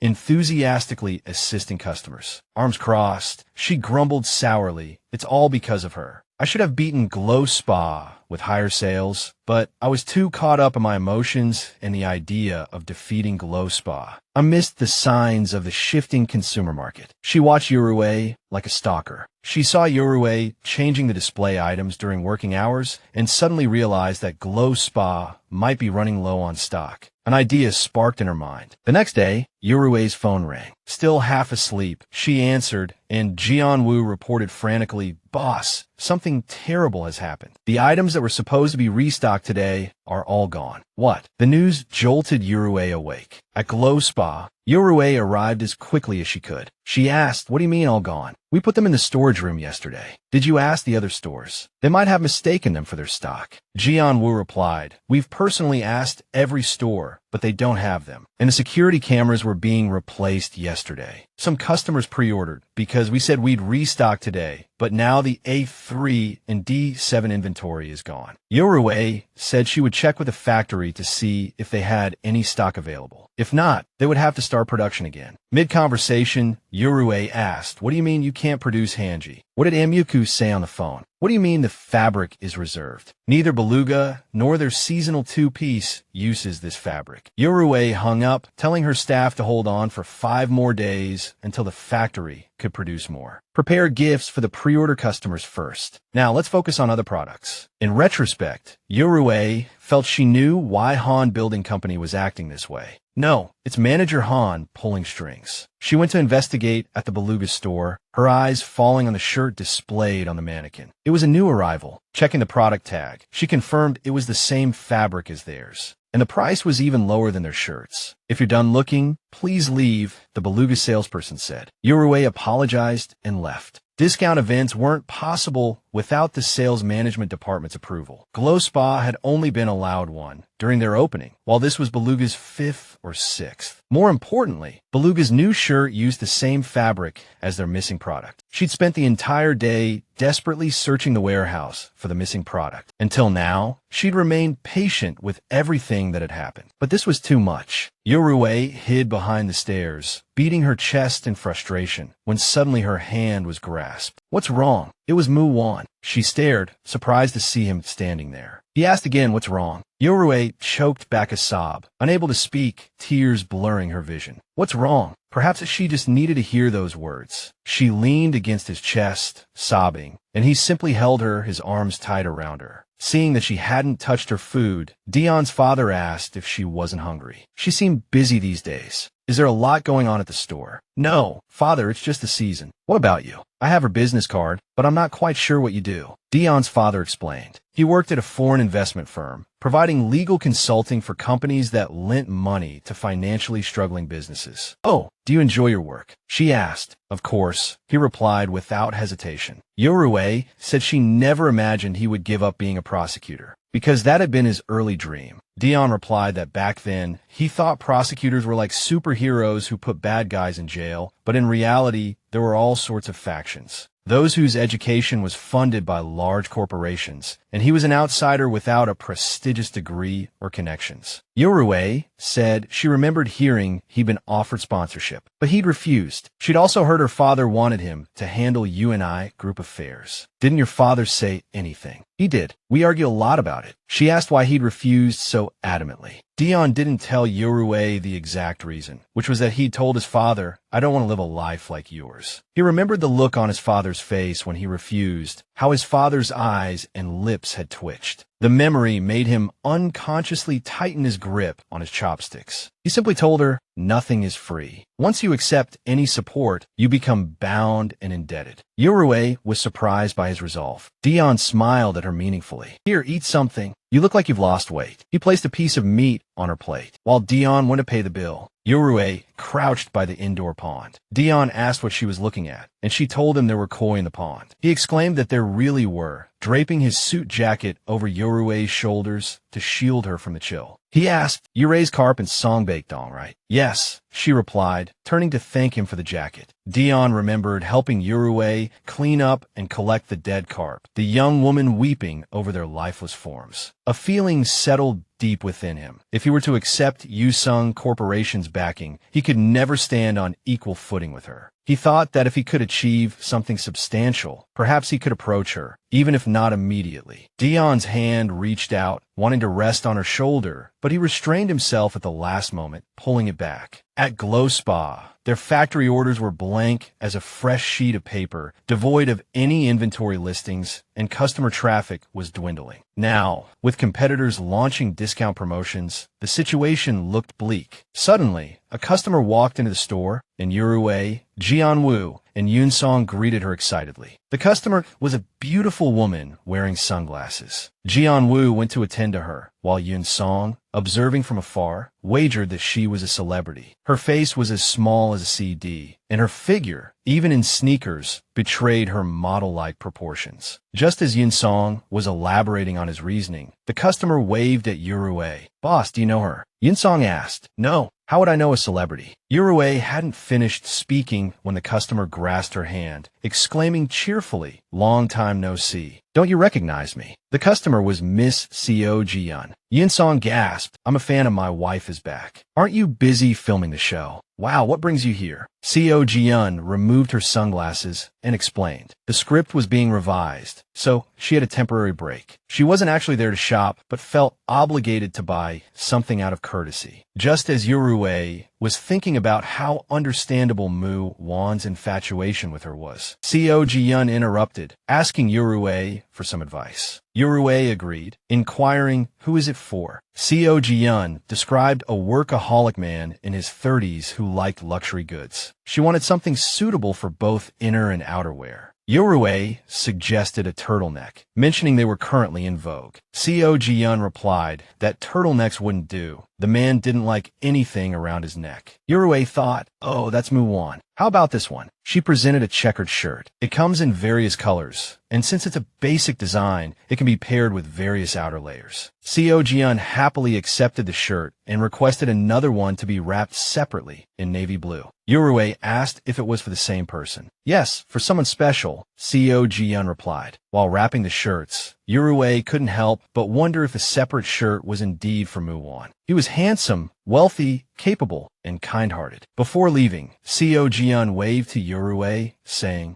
It was nice meeting you. See you later, Yoni. This surprised Uruay because according to Co. Ji-yun's profile, she was 2 years older than Uruay. The next day, Uruay understood what Co. Ji-yun meant by see you later. Two people from L Production Company greeted Uruay at the Glow Spa counter. They were producing the drama My Wife is Back and were inquiring about Uruay's interest in product placement within the series. Uruay asked why L Production Company had chosen them out of so many brands. They explained that they had recently revised the script and Co. Ji-yun's character was now a menswear designer, not a womenswear designer. So they had been searching for a brand, and although they had secured Sungwon department store support for using their location for filming, Co. Ji-yun had highly recommended Glow Spa. They had also heard that Glow Spa was quite popular in China, so they believed it could help expand Glow Spa's market. Hearing this, Uruay was overjoyed and readily accepted the product placement proposal. She inquired about the appearance fee, and they told her not to worry about it. A little while later, Yinsong asked if they found it strange. Jianwoo asked what was strange. Yinsong explained that it was interesting that the highest-rated soap opera had approached them for product placement. The management department mentioned Han Building Company. Jianwoo said it was completely understandable. He used to work in an entertainment company, so he'd heard that when the script for My Wife Returns came out, Haewon Jang said she wanted the role, but Suji Young took it. Suji Young is known to have had good connections ever since her debut. Ever since then, Haewon Jang and Suji Young haven't been on good terms. They wouldn't accept gifts from the same place. That's why Suji Young wouldn't feature Han Young Company's brand on her show, because it's the brand Haewon Jang endorses. In this world, there's a giant invisible mirror that helps keep everything balanced, whether it's good or bad. So no matter how hard things are now, if you can endure and persevere, someday it will pay off. Dion's father had said these wise words to a young Uruay and Dion years ago. Now, as an adult, Dion recalled his father's words. But why couldn't his father endure and persevere himself? The secretary's announcement interrupted Dion's thoughts. Executive Vice President Hu Hwanri of Yasin Group had arrived. The moment Don granted entry, the door was flung open with a bang, and a man angrily charged towards Dion, roaring, "You bastard." He swung his fist at Dion, but it was blocked. Dion, gripping his wrist, questioned where his manners were. Only then did Woo Hyun realize the strength of Dion's grip. Woo Hyun furiously demanded to know if he was the one who dealt with Mr. Kim. Dion asked, perplexed, "What do you mean by Mr. Kim?" Woo Hyun raged, "Don't play dumb. I just met Mr. Kim personally and heard about what you did." "Ah, you mean Mr. Kim from ETA1. I saw him for the first time in months, just to kindly remind him of some risks. He must be trying to protect himself because he's involved in too many shady deals." Woo Hyun shrieked, "Are you crazy? I told you I'd pay you back." Before he could finish, Dion interrupted, "You don't have to pay me back." "What are you saying?" "I said you don't have to pay me back." "You didn't. Did you approach me on purpose just for this? You ungrateful bastard." Woo Hyun cursed, retracting his fist. Dion echoed, "That's exactly what I should be saying. When you borrowed money from me, we were on good terms. Do you remember calling me your savior?" Dion reminded him. "Ungrateful," Woo Hyun accused. "Your father, he didn't even finish college, destined to be a driver his whole life. An errand boy. It was Yasin Group that promoted him to chief secretary. How dare you? How dare you do this to me?" Dion asked firmly, "Is that why you framed my father?" Woo Hyun froze. Dion stated, "It was you Lee Woo Hyun who ordered the arson back then." At Junhee's apartment, Uruay and Junhee were enjoying wine and crackers. Junhee urged, "Come on, Uruay, it's starting." "Congratulations, it's going to be a big hit." "Thank you," Uruay replied. After they clinked glasses, she asked Junhee if she had seen the drama. Junhee replied that she hadn't seen it, but knew the plot, and everyone was crazy about the drama now. She just didn't expect it to be filmed at Uruay's store. Uruay replied happily, "Me neither." Even though the filming is over, it still feels surreal. While watching the drama, Junhee asked, "Is Hyunwook Ki really that handsome in real life?" "Yeah, he has a slim face, but good bone structure," Uruay answered, though she was actually more concerned with the shirt he wore on set. She recalled watching from afar during filming and noticing him wearing the same shirt she had recommended to Suji. The shirt was a new arrival just last week, and she wondered when he had bought it, since Glow Spa was the only retailer in Korea. Junhee commented, "Suji Young also has a slim face with very clean features." Uruay asked in surprise if Junhee had met Suji. She sometimes comes to the clinic on the second floor, but she doesn't come down to the cafe. Uruay then remembered that Wu Yang ran a psychiatric clinic upstairs in the Carpe Diem building. June mentioned that other celebrities frequented the place, then abruptly brought up the knitted top from the drama, saying it was incredibly popular at UKG and was sure to be selling like hotcakes now. Uruay responded happily, saying thanks to him, they'd received a flood of orders. The two girls chatted and laughed in celebration. Uruay pointed at the television, mentioning she'd been to that place. June, intrigued, asked with who. Uruay, a playful lilt in her voice, replied with Dion. Yes, last week, Uruay confirmed. Whoa, are you two dating? June pressed. We're not dating, Uruay denied. Just had dinner and a walk. Isn't that a date? What else would it be? June questioned. Suddenly, a phone buzzed on the table, drawing their attention. They both looked at the screen. It was Dion. Uruay answered, and Dion asked if she was home or with a friend. She replied that she was both. He said he'd be passing by her place soon and asked if she wanted a late-night snack. No, thank. Before she could finish, June snatched the phone from Uruay's hand. This is June, CEO, she declared. We'd love a late-night snack. Dion asked what they wanted, and June, touched, said anything would be fine, thanking him profusely. After hanging up, June informed Uruay that Dion would be at the apartment entrance in half an hour. Uruay was speechless. I thought you said late-night snacks make your face puffy, she pointed out. June, beaming, laughed. Do you really think this is about snacks? He's just looking for an excuse to see you. Uruay, unable to argue, stood up. I'm going out, she announced. She claimed she was just taking out the trash. Outside, by the bins, Uruay tossed the garbage and then walked over to the nearby playground, settling onto a swing. Memories of her childhood, playing with Dion, flooded back. She mused that even if it took time, that comfortable feeling would surely one day blossom into something more romantic. But then, the image of Mu Wan kissing her flashed through her mind. The impossibly handsome man, casually looking over documents as she opened her eyes, or silently embracing her in the stairwell. What's wrong with me? She scolded herself. Just then, she saw a black car pull up at the main gate in the distance. The car stopped, and Uruay assumed it was Dion, but it was Mu Wan who stepped out. He glanced in only one direction after getting out, towards her apartment. After looking at her apartment, he left. At Carpe Diem,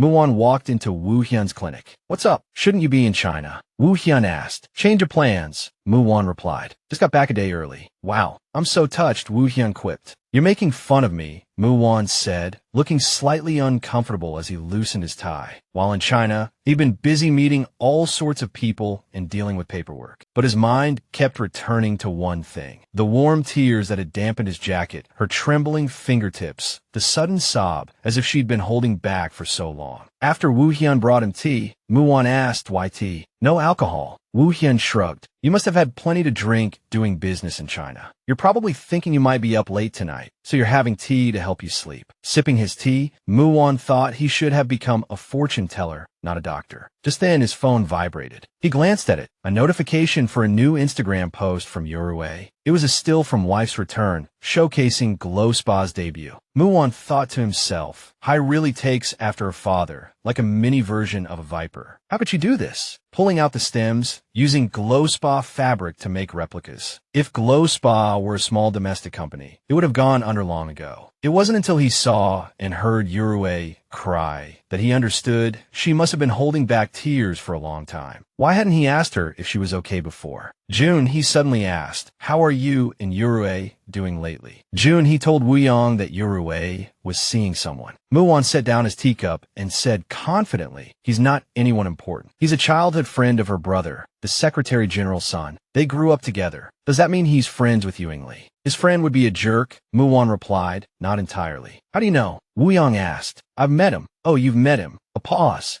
Wu Yang's eyes widened in realization. He stood up and exclaimed, wait, who did you meet? That day when I told you I was giving Juan a consultation, you freaked out and said, oh, is this Hollywood? Acting like that, you met that guy. Muan said, calm down, Wu Yang, don't be so dramatic. He just came to the department store as a customer. He's just her brother's friend. Just her brother's friend. Do you know how dangerous that position is? Wuyong asked. Humph, I see you're quite experienced. Forget it. Muan asked his friend, do you know a company called LJ Partners? LJ Partners. Why are you asking? What do they do? Mu Wan replied that it was because Wuyong knew a lot about various investments, like private equity funds, and his mother was an expert too. On top of that, there were always some suspicious people coming and going from that place. Wuyong was shocked at the comment about suspicious people and rebuked him. Anyone would misunderstand that kind of comment. It was a sacred clinic. Mu Wan excused himself, saying he felt sleepy now and he'd better go rest, because he had a lot to deal with. Glow Spa was back in busy mode, the shop bustling with customers. Uruay had just finished checking out a customer. She smiled, thinking that the soap opera had made a huge impact. Jianwu called out excitedly, Boss,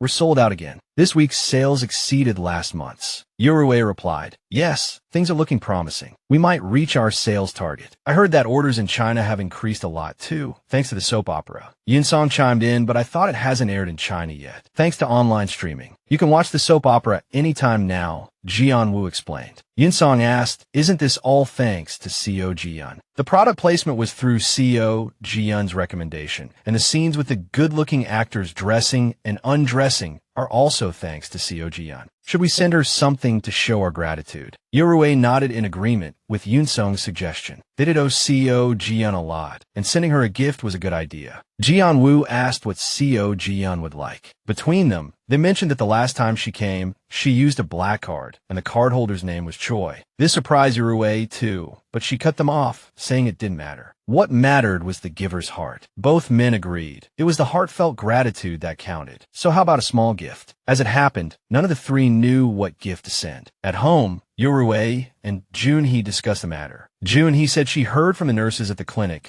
that CEO Jian often suffered from migraines due to the stress of acting. The next day at Glow Spa, Uruay was on the phone with CEO Jian. CEO Jian wanted to thank Uruay for the gift. She said Uruay didn't really have to send a gift, but she happened to be looking to buy a new aroma oil diffuser, so Uruay's gift was perfect. Uruay told CEO Jian that they were the ones who owed her. The significant increase in sales was all thanks to CEO Jian. CEO Jian replied that she was happy to hear that. To be honest, this was the first time Mu Wan Appa had asked her for any kind of help. This remark startled Uruay. Mu Wan, yes, he was worried about you. A voice called out in the background, Miss CEO Jian, we're about to start filming. CEO Jian then told Uruay she had to go. They should have dinner with Muan sometime. Uruay felt conflicted, knowing the opportunity was too good to be true. Was it because she had cried in his arms? But how could he have made such a request to Suji Haewon? Was it right for Suji Haewon to accept his request and invite her to dinner? Uruay's mind went blank with anger. She stormed towards the CEO's office, startling Secretary Kim and his colleagues. She told them she wanted to see the CEO. In Mu Wan's office, Uruay stood before him, demanding to know why he had arranged for Glow Spa's product placement in that drama. Mu Wan asked, who told her? She said she heard it directly from Suji Haewon. What was he thinking? Had she ever asked him to do such a thing? He didn't think he had done anything wrong. He asked her what she meant. Uruay, her fingers clenched, said she apologized for crying in front of him the other day. She had been too emotional. But she hadn't meant to ask him for anything. Muan replied that he knew. She asked him why he did it. You were crying, Muan explained. I could see you were upset. How could I do nothing? I held back my anger. I almost turned the management department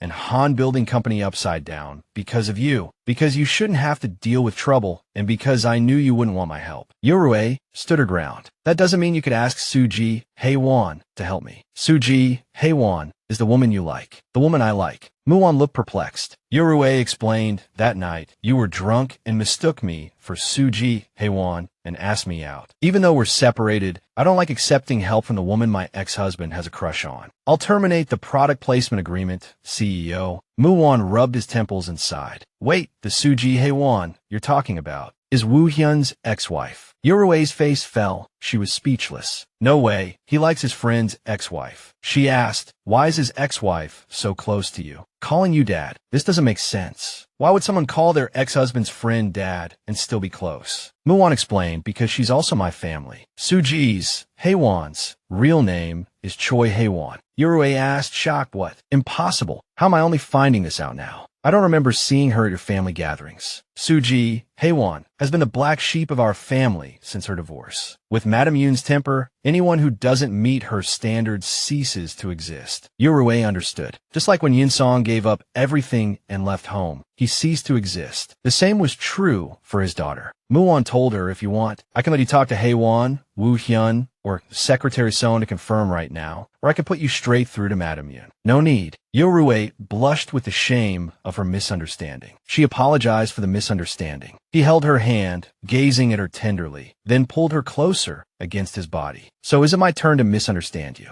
He asked. Confused, she asked, misunderstand what? Muan looked at Uruay, finding her utterly adorable. He asked her why she was so angry. Flustered by their proximity, Uruay couldn't think of a reason. He leaned in closer, his face almost touching hers. You what? He asked. He gently caressed her cheek and then kissed her, a deep, passionate kiss. He kissed every inch of her small, inviting lips, sucking on them, leaving her breathless. Ah-da-da. Uruay's mind went blank. As Muan pushed her against the desk, her hand accidentally knocked over his nameplate, breaking the kiss. He remained leaning over her, still caressing her face. Is this a misunderstanding too? He asked. He remained leaning over her, still caressing her face. Is this a misunderstanding too? He asked again. If this is a misunderstanding, I'll keep digging until I figure it out. Uruay covered her mouth with her hand, shaking her head. Gosh, why is my heart racing just seeing her reaction? It seems she finally understood. Muan smiled, declaring, the person I love is you. Inside the car, Suji said, I thought you knew everything, Uni. She was annoyed with Muan. Her father, Yuru, told her that she didn't know Suji wasn't her real name. Suji crossed her arms, complaining. There was already an actor named Juan, and Mom said if I wanted to be an entertainer,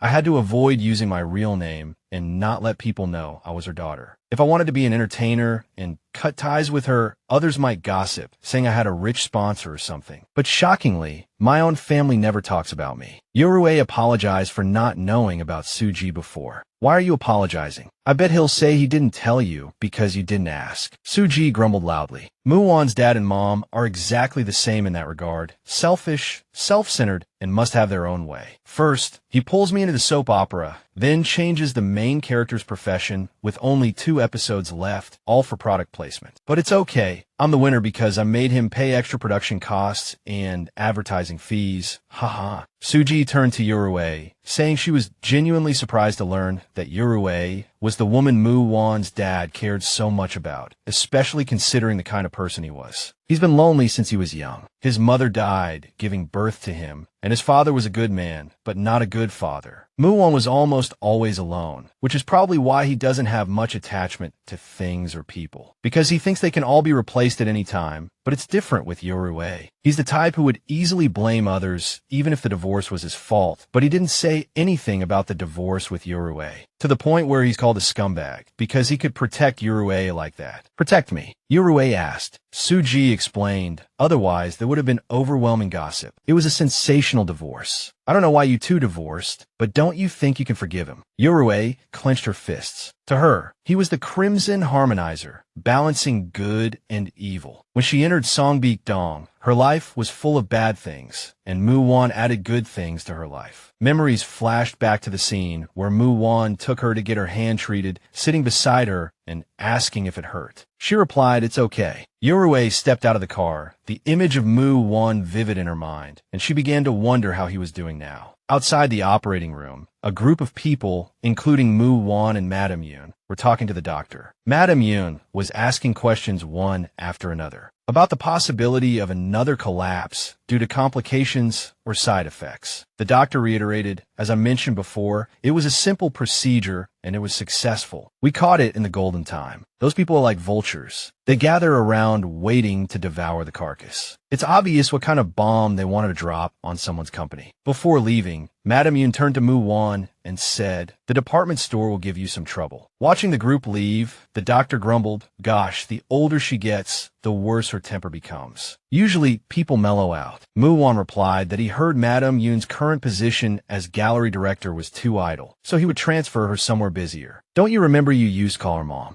Mu Wan adjusted his tie, replying uncomfortably, I was too young then. The doctor told Mu Wan to take it easy, and if anything happened to his father, she would be the most trustworthy person by his side. Is there something wrong with my father? Mu Wan asked. The doctor told Mu Wan to pay more attention to his father. By the way, how's that Wujin doing? Did his broken cafe finally go bankrupt? Mu Wan asked. What do you mean bankrupt? Business is booming. The doctor grumbled unhappily. He really gets on my nerves. He's the youngest, spoiled rotten, and now completely indulging himself, Mu Wan thought. He opened a cafe as soon as he qualified. How could he do that? Mu Wan was certain that once the cafe went bankrupt, he'd come crawling back home. He didn't seem to know that his wife had given Wu Jian the funds, not wanting her youngest son to face any hardship. The doctor asked Mu Wan, is Wu Jian seeing anyone? He's received a proposal for a blind date. Mu Wan replied, we're long past the age of showing off girlfriends. The doctor countered, but you're quite public with your dating. I even heard rumors of you marrying Chairman Han's daughter. Mu Wan answered, I do plan to remarry, but not to her. The scene shifted to a VIP hospital room. Mu Wan reassured the elderly woman, it's just a simple procedure. The woman replied, her voice laced with worry, my situation is different from yours. Mu Wan responded gently, please don't worry. I'll make sure everything is taken care of, Secretary Son. You're probably already in father's will, so why worry? After speaking, he pondered. You hadn't contacted him for 2 or 3 days. Her phone was off, and she'd taken leave from the shop. Could she be ill? Looking at his phone, he asked Madame Yun, is today a special day? This date seems to stand out. Madame Yun replied, today is the anniversary of his previous marriage. On the calendar, Friday the 8th was circled in red. June, he asked Yuru, do you want me to come with you? Yuru urged June he to go to work. Isn't the cafe busy these days? Yes, but won't it be difficult for you to go alone? June, he asked, concerned. Yuru assured him she would be fine. After the door closed, Yuru embarked on the journey alone. It was arduous, but regardless of who accompanied her, the weight of the world she felt was hers alone to bear. While waiting for the bus, didnt messaged her, suggesting they have dinner later and asking if she could leave work early. Yuru apologized, explaining she had somewhere to be today. Yuru thought to herself that she shouldn't see didnt anymore. With these feelings lingering, she couldn't continue seeing him. On her phone, Muan hadn't contacted her since his last message 4 days ago, saying he was going home for a visit. Regardless of those feelings, their relationship wouldn't change. At the columbarium, Yuru's mother's photograph rested beside the urn. Tears streaming down her face, she asked why. Why didn't you tell me you were sick? Why didn't you tell me? You couldn't raise me because you were sick, not just telling me to go live with father. If you had told me, I wouldn't have resented you for abandoning me all these years. After visiting her mother, she stepped outside into the bright sunlight. Blinded momentarily, she lost her balance, but a hand steadied her, gripping her shoulder. Didnt, what are you doing here? She asked, surprised. Didnt replied that June he had told him it was the anniversary of her mother's death, and he knew what it was like to be alone in a place like this. Holding flowers, he asked if he could pay his respects to her mother. On the way back, Yuru dreamt of her mother. Her mother apologized, but Yuru could only tell her mother that she was even more sorry. When Yuru woke up, Didnt was outside smoking. When he saw she was awake, he extinguished his cigarette and suggested they get something to eat. Eating made Yuru feel much better. She hadn't had anything but a cup of coffee all day. Didnt gave Yuru his egg yolk, encouraging her to eat it too. She thanked him, thinking how considerate he was, knowing she wasn't good with hot food and that she loved eggs. That evening, they arrived at Junhee's apartment. Junhee asked Yuru if she'd had a difficult day. She told him that thanks to his help, she had been able to persevere and thanked him for his company today. He told her that from now on, he would always be by her side. Yuru refused his offer, saying it wouldn't do. She knew his feelings for her, and continuing to meet like this wasn't appropriate. Didnt replied that if that was a problem, he could wait. He was very good at waiting. Yuru told him she was sorry because the person she chose wasn't him. The person who moved her heart was Mu Wan. He finished the sentence for her. She said yes. He asked if she was considering getting back together with him. Yuru replied, I haven't considered such a thing. I just want to spend some quiet time here and then go to America. I don't know what my heart truly wants. Whether it's because we were once husband and wife that I'm confused or if I truly still have feelings for him. I don't want to take advantage of your feelings because you're important to me. Yuru, I want you to be happy, Didnt said. I hate you, Hyen, and I hate Songbeak Dong. They say I'm a friend, but really, I'm just Uruay's servant. My unreasonable father, every chance he gets, calls me to Songbeak Dong, insisting I get close to Uruay. Every time, I feel like I'm being dragged to a slaughterhouse. But there is one good thing,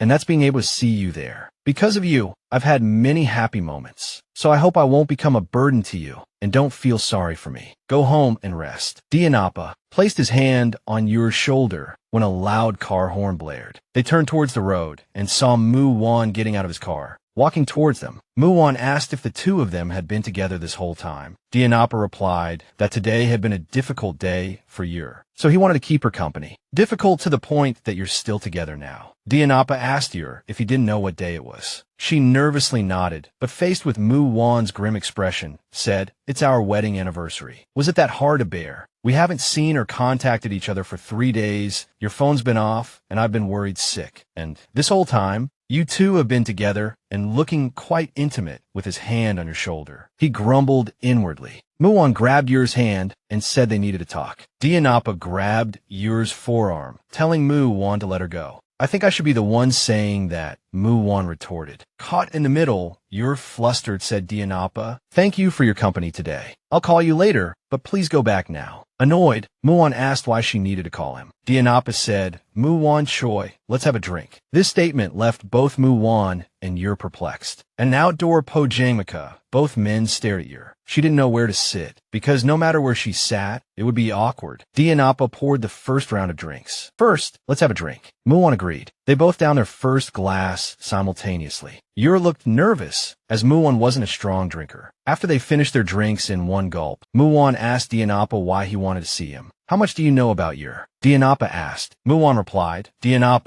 you seem to forget that Yuru and I were married. We lived together for 2 years. Do you think your question is relevant? Well, you don't seem like the type to be interested in marriage, Didnt interrupted. You can't assume you know everything about your partner just because you were married. Even couples married for decades may not understand each other. How would you know if they understand each other or not? Muan asked. Stuck between them, Yuru could only watch and sigh. Didnt ordered another bottle of soju, startling. Yuru, who pleaded with Didnt not to order any more alcohol, saying Mu Wan had a low tolerance. Mu Wan blushed, touched by her concern, but retorted, who says I have a low tolerance? Inwardly, however, he was deeply moved. After a few bottles of soju, Mu Wan swayed precariously. Yuru watched him with concern, thinking, you know it's true. She sighed, standing up and telling them they'd had enough. She started to say she'd go get something to sober them up, but before she could finish, Mu Wan grabbed her hand, stopping her. What's the big deal about knowing every little thing about each other? It doesn't change the fact that I was her husband and she was my wife. She was my woman, he declared. Mu Wan. Yuru's voice rose. Didnt spoke up. I don't think you can even see what your woman is wearing right now. Mu Wan's head slumped onto the table, passing out, startling Yuru. She stood and said to him, Enough, Abioji, what are you doing? Didnt explained, they say a man's true feelings come out when he's drunk. I've been wondering what he'd be like, and he's actually quite tender, Yuru thought. Wow. If Mu Wan heard this, he'd flip out. At Junie's apartment, she stood at the door, arms crossed. So, the three of you just showed up here like this. The two sober ones looked ashamed, while the drunk one was completely oblivious. Yuru explained, I'm sorry, I couldn't let him go to a hotel or a relative's house like this. Didnt also apologized. June, he had no choice but to invite them in. As Yuru tended to Mu Wan, Didnt asked if this was where she lived. Yes, this room used to be Junhee's sister's before she got married. Uncomfortable watching Yuru unbutton Mu Wan's shirt, Didnt dejectedly left the room. You must be tired. Junhee offered Didnt a glass of juice. Not at all. I'm sorry to bother you so late, and thank you for telling me about Yuru today. Junhee asked, where did you meet Choi Mu Wan? In front of the apartment building. She asked, shocked, you mean he was waiting in front of our house? Didnt checked his phone. I should get going. My designated driver says he's almost here. Junhee announced to Yuru that Didnt was leaving. Yuru came out of the room and asked him if he'd called a driver. Yes, he's almost here, Didnt replied. I'll see you downstairs. She offered to walk him out. No, I'm fine, he declined. Good night. Get some rest then, Yuru said. He left and closed the door,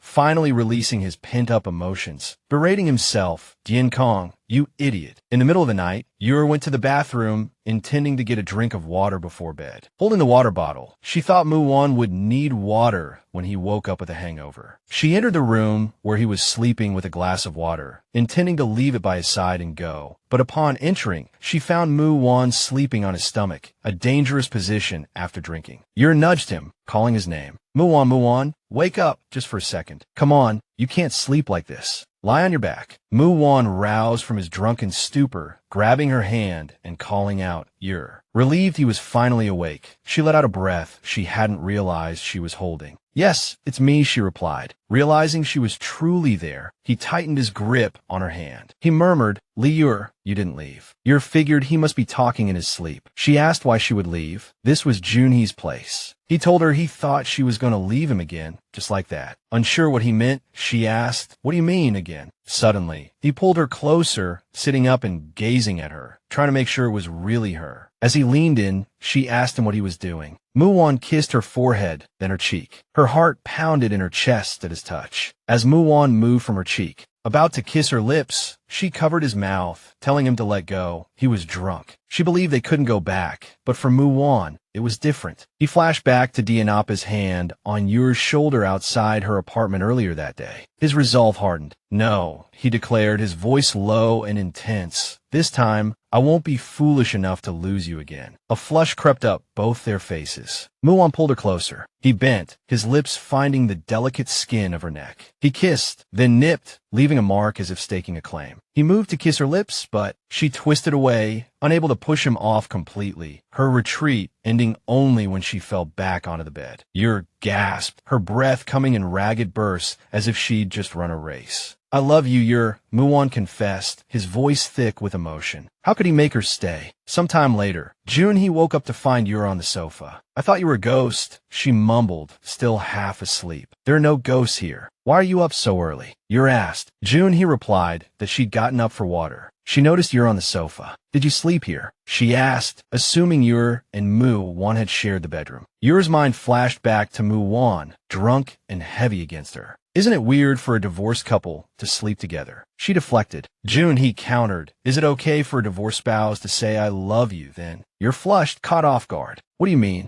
Junhee apologized. I didn't mean to eavesdrop. I'm a light sleeper. Since when did this start? Weren't you flustered the first time you went to Songwang department store? Yuru admitted she wasn't sure. I guess I just got used to him again. Junhee pressed. I thought you liked Dianapa. I thought so too, Yuru confessed, but it's not like that. Yeah, you can't help who your heart chooses. Tell me, have you thought about getting back together with Mu Wan? No, Yuru answered firmly. Even if we have feelings for each other, getting back together is much more complicated. There's Mu Wan's family, and I don't want anything to do with Songbeek Dong ever again. Junhee nodded, understanding Yuru's hesitation. Well, you know, remarriage isn't the only option. You could try dating again. The next morning, Mu Wan woke up in unfamiliar surroundings. Fully awake now, he stepped out of the bedroom to find Junhee drinking coffee. You're awake. She greeted him. Mu Wan realized he was at Junhee's apartment. Yuru went to the store. There's water in the fridge, and the bathroom is over there, she informed him. What happened last night? He asked, his memory hazy. Junhee explained, Yuru and Yunpa brought you here. You were completely wasted. I couldn't just throw out an unconscious person, so I took you in. Sorry for the trouble, Mu Wan mumbled, embarrassed. I've been misunderstanding you too, so let's call it even. Apologize to Yuru for the rest. She had a hard time last night, Junhee said, leaving and closing the door behind her, leaving Mu Wan bewildered. Misunderstanding. What could she possibly misunderstand about me? Probably more than a couple of things. Mu Wan sat on the sofa, lost in thought, when the door opened again and Yuru walked in. You're awake. How are you feeling? Drink this first. She brought medicine and tomatoes for juice. He took the pills, thanking her. She moved toward the fridge. What happened yesterday? She asked. He didn't answer, instead demanding. That's what I want to ask you. Your phone was off, and you were with Dianapa all day. Do you know what day it was yesterday? Before he could finish, Yuru replied, it was my mother's death anniversary. What? Mu Wan was stunned. Yuru explained she hadn't received any notification from Songbeek Dong. Mu Wan finally understood what Dianapa had meant last night. You idiot, Mu Wan Choi. He cursed himself. What's going on? Have you been in contact with your mother? No, I only found out recently. Mu Wan set the juice glass down on the table. Dianapa. How would that guy know? Junhee told me to be honest, and it was a bit hard for me to accept, so I'm grateful to him. You should have told me these things, Muan. Why you divorced me? Muan. Yuru spoke the truth, and he frowned, saying, I love you, and I can do anything for you, just like didnt. What do you want from me? She asked. He replied, I want to be by your side. I'm sorry, but if you're thinking about remarriage, I'm saying no. Why? He asked. I like my life now, and like I said before, I'm satisfied with my work too. I don't want to give up my life and go back to the past. He assured her, I'll do better. I won't make you suffer like before. This isn't something you can say so lightly. It's not just about you and me. He asked, then what do you want? What am I to you?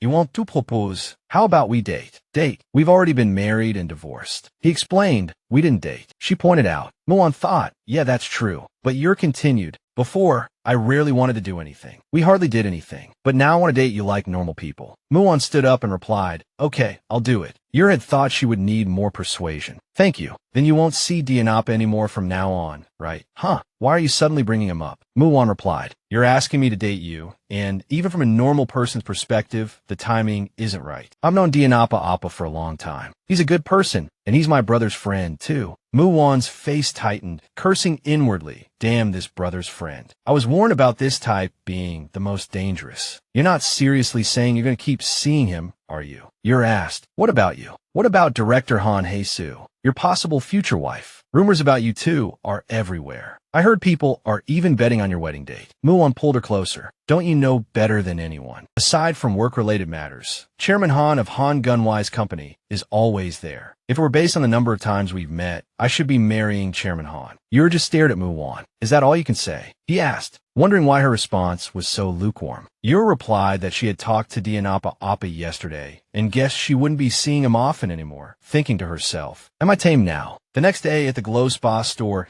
GM greeted Yuru, good morning. Oh, boss, do you have a date today? Sorry, Yuru asked. You changed your lipstick, right? He said, pointing at his lips. Yuru wondered how he could notice such a thing. Does it look weird? Not weird, but it gives off the feeling that you have a date today. It suits you. Yuru blushed and asked, how did he notice? It was the same with Junhee this morning. As she rummaged through her closet, Junhee suddenly commented on the pile of clothes on the bed. Is there a war going on? Yuru asked her friend, what's wrong? Junhee replied, what do you mean, what's wrong? The sound of you rummaging through your clothes woke me up. She noticed a shirt, commenting, that sky blue shirt is pretty. Is it a date outfit? Pointing at the shirt, Yuru asked, what do you think? It's not a date, though. Suddenly, Junhee asked in surprise, wait, is that Azumi? Yes, Yuru replied. You're gonna wear that to eat tteokbokki. What if the sauce splatters on it? Junhee scolded. Yuru replied, I'll wear an apron. Junhee said, are you kidding me? Oh, I forgot you're a chaebol daughter. And your ex-husband is a CEO. Yuru sighed. I bought this shirt with a discount using my Julius VIP card and paid in installments. Ever since I bought it, I wear this lucky shirt whenever I have a big contract. Yuru silently asked herself, in that sense, will today bring good luck too? At the store, Yuru said goodbye to her staff. I'm leaving. See you. The staff replied, goodbye, boss. Yuru checked her phone. It was 6:07 p.m. Muan had sent a text. He told her he'd booked a table for 7. Looking at her phone, Yuru thought she wanted to keep their relationship under wraps, grateful that Mu Wan accepted this without complaint. A blush warmed her cheeks as she walked towards the elevator. Director Han was already inside. Good evening, Director. Yuru greeted, her eyes widening. Of all the people, she thought, and were wearing the same outfit. Aren't you coming in? The director asked. Oh, right, Yuru replied, stepping inside. The short ride felt agonizingly long as Director Han's gaze raked over her back. I see you're quite the star at the Glow store these days, Director Han remarked. Thank you, Yuru responded. I apologize for calling you mediocre before. Who knew you were such a shrewd operator? Confused, Yuru asked, excuse me. Flirting with CEO Choi isn't enough for you, is it? Director Han continued. That recent product placement, I can see you're aiming for more. You should know your place. Like mother, like daughter, you should know what you are. Before she could finish, Yuru, bristling with anger, told her to watch her words. Director Han retorted that she was simply stating the truth. Whether it's true or not, Yuru snapped back. Those are not things you should say. She challenged the director, asking who she thought should know their place. You don't have the guts to confront the right person, you're accused, so you take it out on someone weaker. If you want something, go to the right source. If you keep this up, Yuru declared, I won't just flirt. I'll take him completely. As she finished speaking, the elevator doors opened, and Yuru strode out. Director Han glared after her retreating figure, her face contorted in a grimace. "How dare you?" she seethed, trembling with rage. "You contract worker." At the restaurant, Muan took Yuru for sushi. Noticing she'd barely touched her food, he asked, "You don't look well. Are you feeling sick?" "No," Yuru replied. "Just overworked." He suggested she hire another part-timer at the store. Managing both the shop and headquarters was too much in the current situation. She replied that she had, in fact, already posted a job listing. Looking at her face, her figure, he thought, how can someone so exhausted be so beautiful? Mu Wan reached to the side, retrieving something, and presented Yuru with a gift box. She opened it to reveal a large diamond necklace. Yuru stared at the gift, her expression unreadable. Seeing her muted reaction, Muan offered to put on her, but she declined. What kind of reaction is this? He wondered. Does she not like it? He couldn't understand. Was it because they hadn't seen each other in a while? Noticing her subdued demeanor, he pushed his steamed egg towards her, urging her to have his. Yuru's face instantly lit up with a smile. "Thank you." Relieved, Muan asked, "Should we order another one?" She declined. He concluded, she doesn't seem to care about diamonds. But she reacted strongly to the steamed egg. After their dinner date, they both left the restaurant and headed towards the elevators for the guest rooms. Muan reached around her back, his hand moving towards her waist. Yuru pulled away.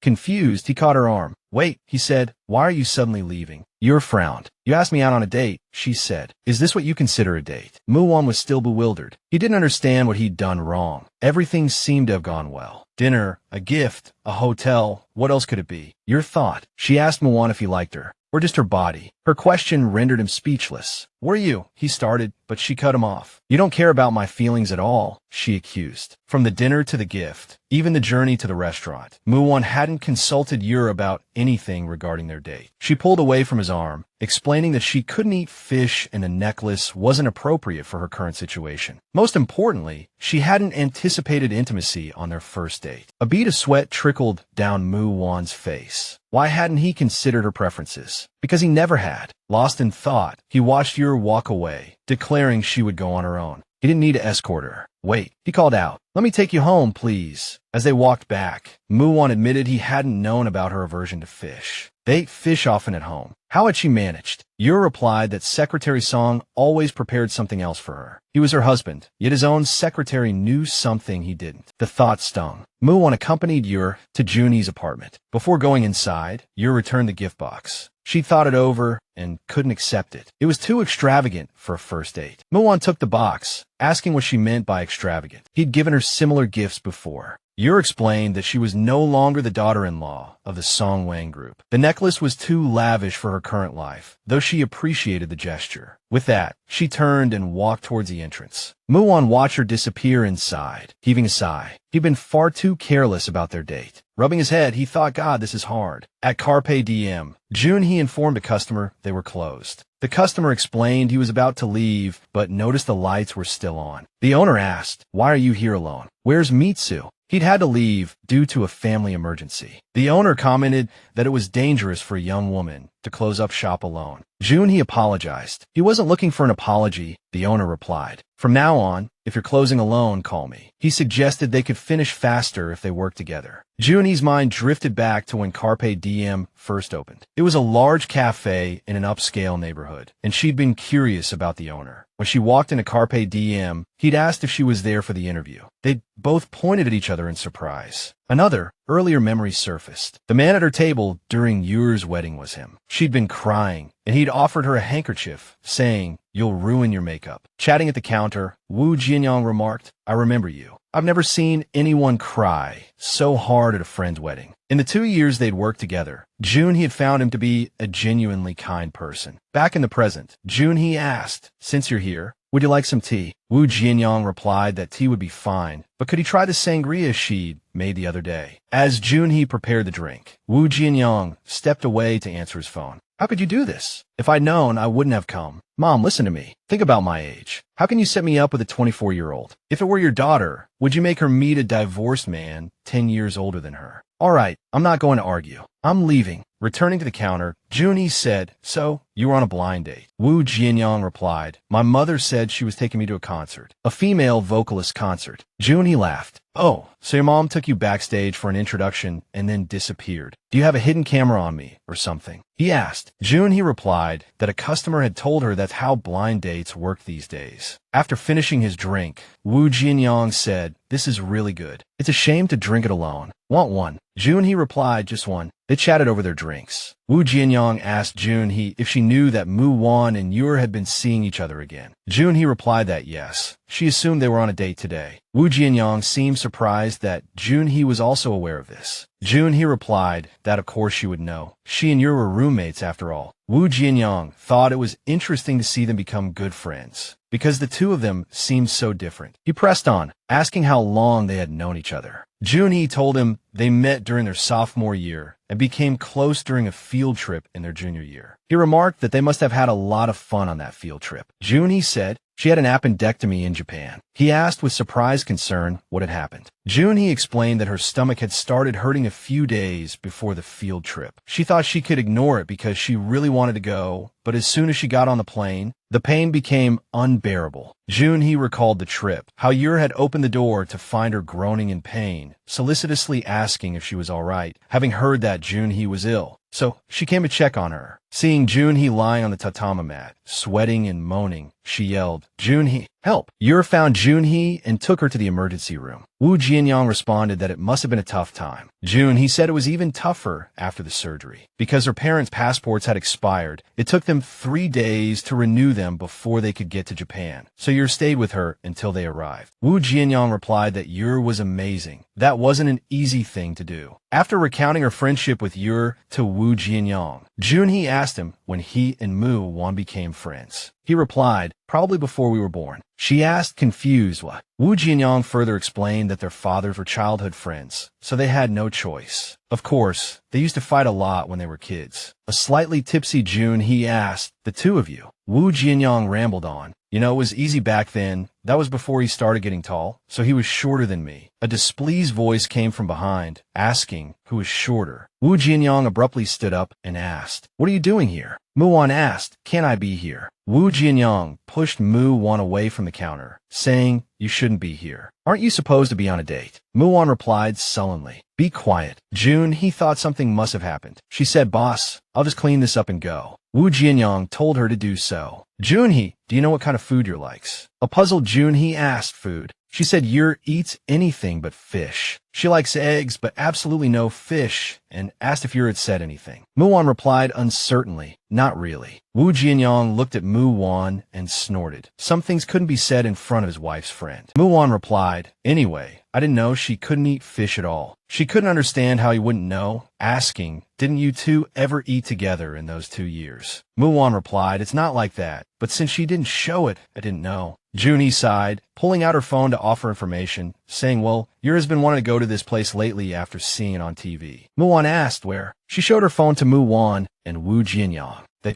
both leaned in curiously. "Is this good?" A deadpan Junhee muttered, "Don't tell me you haven't eaten it." Muan replied, "I've never had it." Junhee said, "Well, now's a good time to try. Yura's favorite snack this season is taiyaki. By the way, taiyaki is a fish-shaped pastry, usually filled with red bean paste, also known as taiyaki in Japan." Muan asked, "Didn't you say she can't eat fish?" A gloomy Junhee said, "There's no fish in taiyaki." The thought, "Is he an idiot?" flitted through her mind. Minutes later, at the clinic, Mu Wan asked, "Did you go on a blind date?" Wu Jianyang, as he shrugged off his shirt, questioned, "How did you know?" Mu Wan explained, "You wouldn't wear those colors unless you were at a conference." "Isn't that jacket from Glow Spa?" Wu Jianyang asked, glancing down at his attire with a chuckle. "Yeah, that's Yuru's brand, right? Pretty good quality." Mu Wan's tone sharpened. Haijun bought it for him. Then, with a touch of disbelief, "You wore your ex-wife's brand to a blind date." Wu Jianyang grumbled in response. "If I'd known it was a blind date, I wouldn't have worn this." Enough already. The sushi wasn't the only reason the date went south, was it? Tell me what happened. The two men sat facing each other. This particular consultation was accompanied by beer. There's a reason you got dumped. No, you deserve to get dumped. You didn't feed her, tossed her a gift, and dragged her to a hotel. What kind of date is that? Muan retorted, isn't it a date if a man and a woman meet? Wu Jianyang countered, if that's your idea of a date, then you've never been on one. A vein throbbed in Mu Wan's temple, his irritation evident. What about all those women I've met? Wu Jianyang pressed, do you even remember their names? Mu Wan turned his head away, silent. See, that's your problem.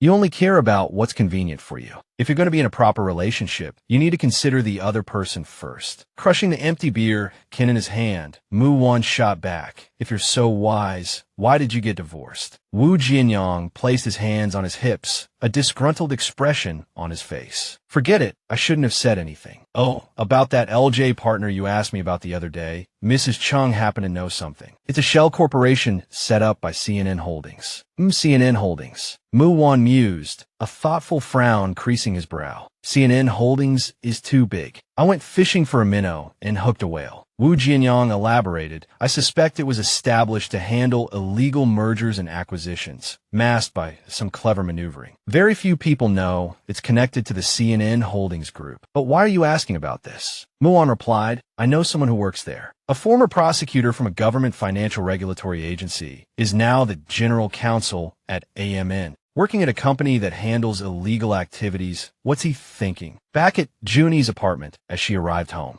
Yuru was still eating dinner. She asked, why are you so late? Junie debated whether to stay silent about running into Mu Wan. Instead of answering the question, she explained that cleaning had taken longer than expected. Why is Yuru still eating vegetables and rice at this hour? Yuru replied that she had tried to sleep but couldn't. Didn't you have a date tonight? Yuru responded that today wasn't her day. June, he already suspected the reason. It must have been because Mu Wan took her for sushi. June, he told her to change and join her, to wait for a bit. Yuru asked June, he thought if she was going to eat the same thing. June, he replied, of course, if you finish it all by yourself, you'll get another stomachache. A short while later, June, he changed out of her work clothes. That sat across from Yuru. She told Yuru that she had actually run into Mu Wan at the cafe, so she had a general idea of what happened. Yuru, surprised, asked what did Mu Wan say. June, he replied that he genuinely hadn't known she couldn't eat fish. Yuru agreed that June, he was right, but that wasn't the issue. A puzzled June, he asked, then what's the problem? Yuru's concern was that she almost ended up at a hotel. It was only their first date, she explained to Junhee. Junhee questioned, so what? You said you weren't sleeping in separate rooms when you got married. It's been a long time. Your feelings might be rekindled. Yuru retorted, I don't intend to let that happen. Junhee asked, why not? Oh, does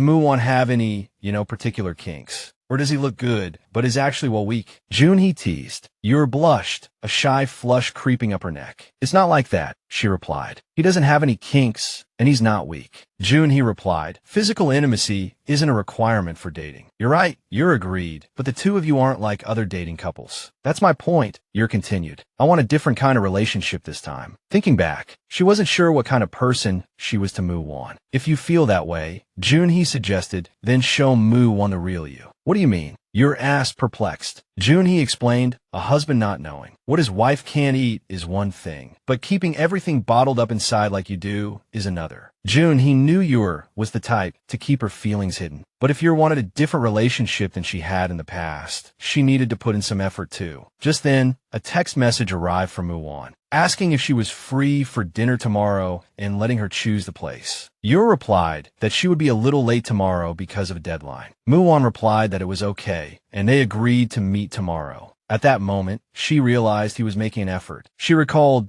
Junhee's words, show Mu Wan the real you. She was curious about what the real Mu Wan was like, not the glimpses she'd caught during their marriage. She hoped he felt the same way about her. The next day, at the restaurant Yuru had chosen, Mu Wan sat across from her, a bowl of food placed between them. You might not like this, Yuru said. You can order something else if you don't. Mu Wan replied, well, it's not that I don't like it. It's just that I've never had it before. I could try it this time. Surprised, Yuru asked, so you want to try it? She picked up a piece with her chopsticks and offered it to him. How is it? She asked. He chewed thoughtfully, then mumbled, it's not bad. Pleased with his response, Yuru breathed a sigh of relief. She continued eating, happily declaring the food delicious. Mu Wan commented, I've never seen you eat so heartily. We rarely ate together, she replied. This brought back memories, casting a slight shadow over his mood. He remembered their weekly family dinners, where she was always busy attending to everyone else, leaving them little chance to eat together. Yuru confessed her true feelings about the past to Mu Wan. The food the housekeeper from Ilsen made wasn't my style. I have a sweet tooth, and I like strong flavors. But your family prefers bland food. You're a good cook, he said. She laughed brightly. I learned well, didn't I? Haha, eat some more. Ah, okay, Muan replied. He was seeing a side of Yuru he'd never seen before. She could be playful like this. He hadn't known until now. Her dislikes, her likes, the expression on her face when she was full. He wanted to know more. After their dinner date, standing by the car, Yuru thanked Mu Wan for the delicious meal. He asked her what time she was going to shop tomorrow, and she replied that it was her turn to open, so she had to go early. He gazed at her intently, taking her slender fingers in his hand and leaning closer. Tell them you'll be late, he murmured. I want to spend a little more time with you. His gaze lingered on her face, his thumb brushing against her soft, alluring lips, his eyes locked on hers. Mu Wan leaned in closer, close enough to feel the beat of each other's hearts. Just as Mu Wan's lips were about to touch Yuru's, she pulled back, her senses returning. Yuru told Mu Wan she wanted them to remain platonic for a while. What? Mu Wan looked stunned by her request. Later, at a cafe, they sat facing each other, each with a cup of coffee. Mu Wan asked Yuru for a reason. During their marriage, despite their frequent disagreements and limited understanding of each other, their physical compatibility had been undeniable. Yuru sipped her coffee, considering how best to explain herself to Mu Wan. It might sound old-fashioned now, she finally said, but I want to abstain until marriage. Clatter. Mu Wan spilled his coffee down his leg at Yuru's response. She immediately stood, handkerchief in hand, concerned for his clothes. His trousers soaked, she suggested they wipe the coffee away first and began to help him clean his thigh. Mu Wan, uncomfortable with the physical contact, especially on such a sensitive area, flushed crimson. He caught Yuru's hand, stopping her. He'd take care of it himself, he said. Yuru started to speak, but Mu Wan insisted she stop. Once the spill was dealt with, Mu Wan picked up where they left off, asking her what she meant about chastity. He didn't understand, especially since they were already married. Yuru explained that it wasn't just about the institution of marriage. She wanted to avoid intimacy until she was certain about their relationship. Mu Wan asked how she could be certain.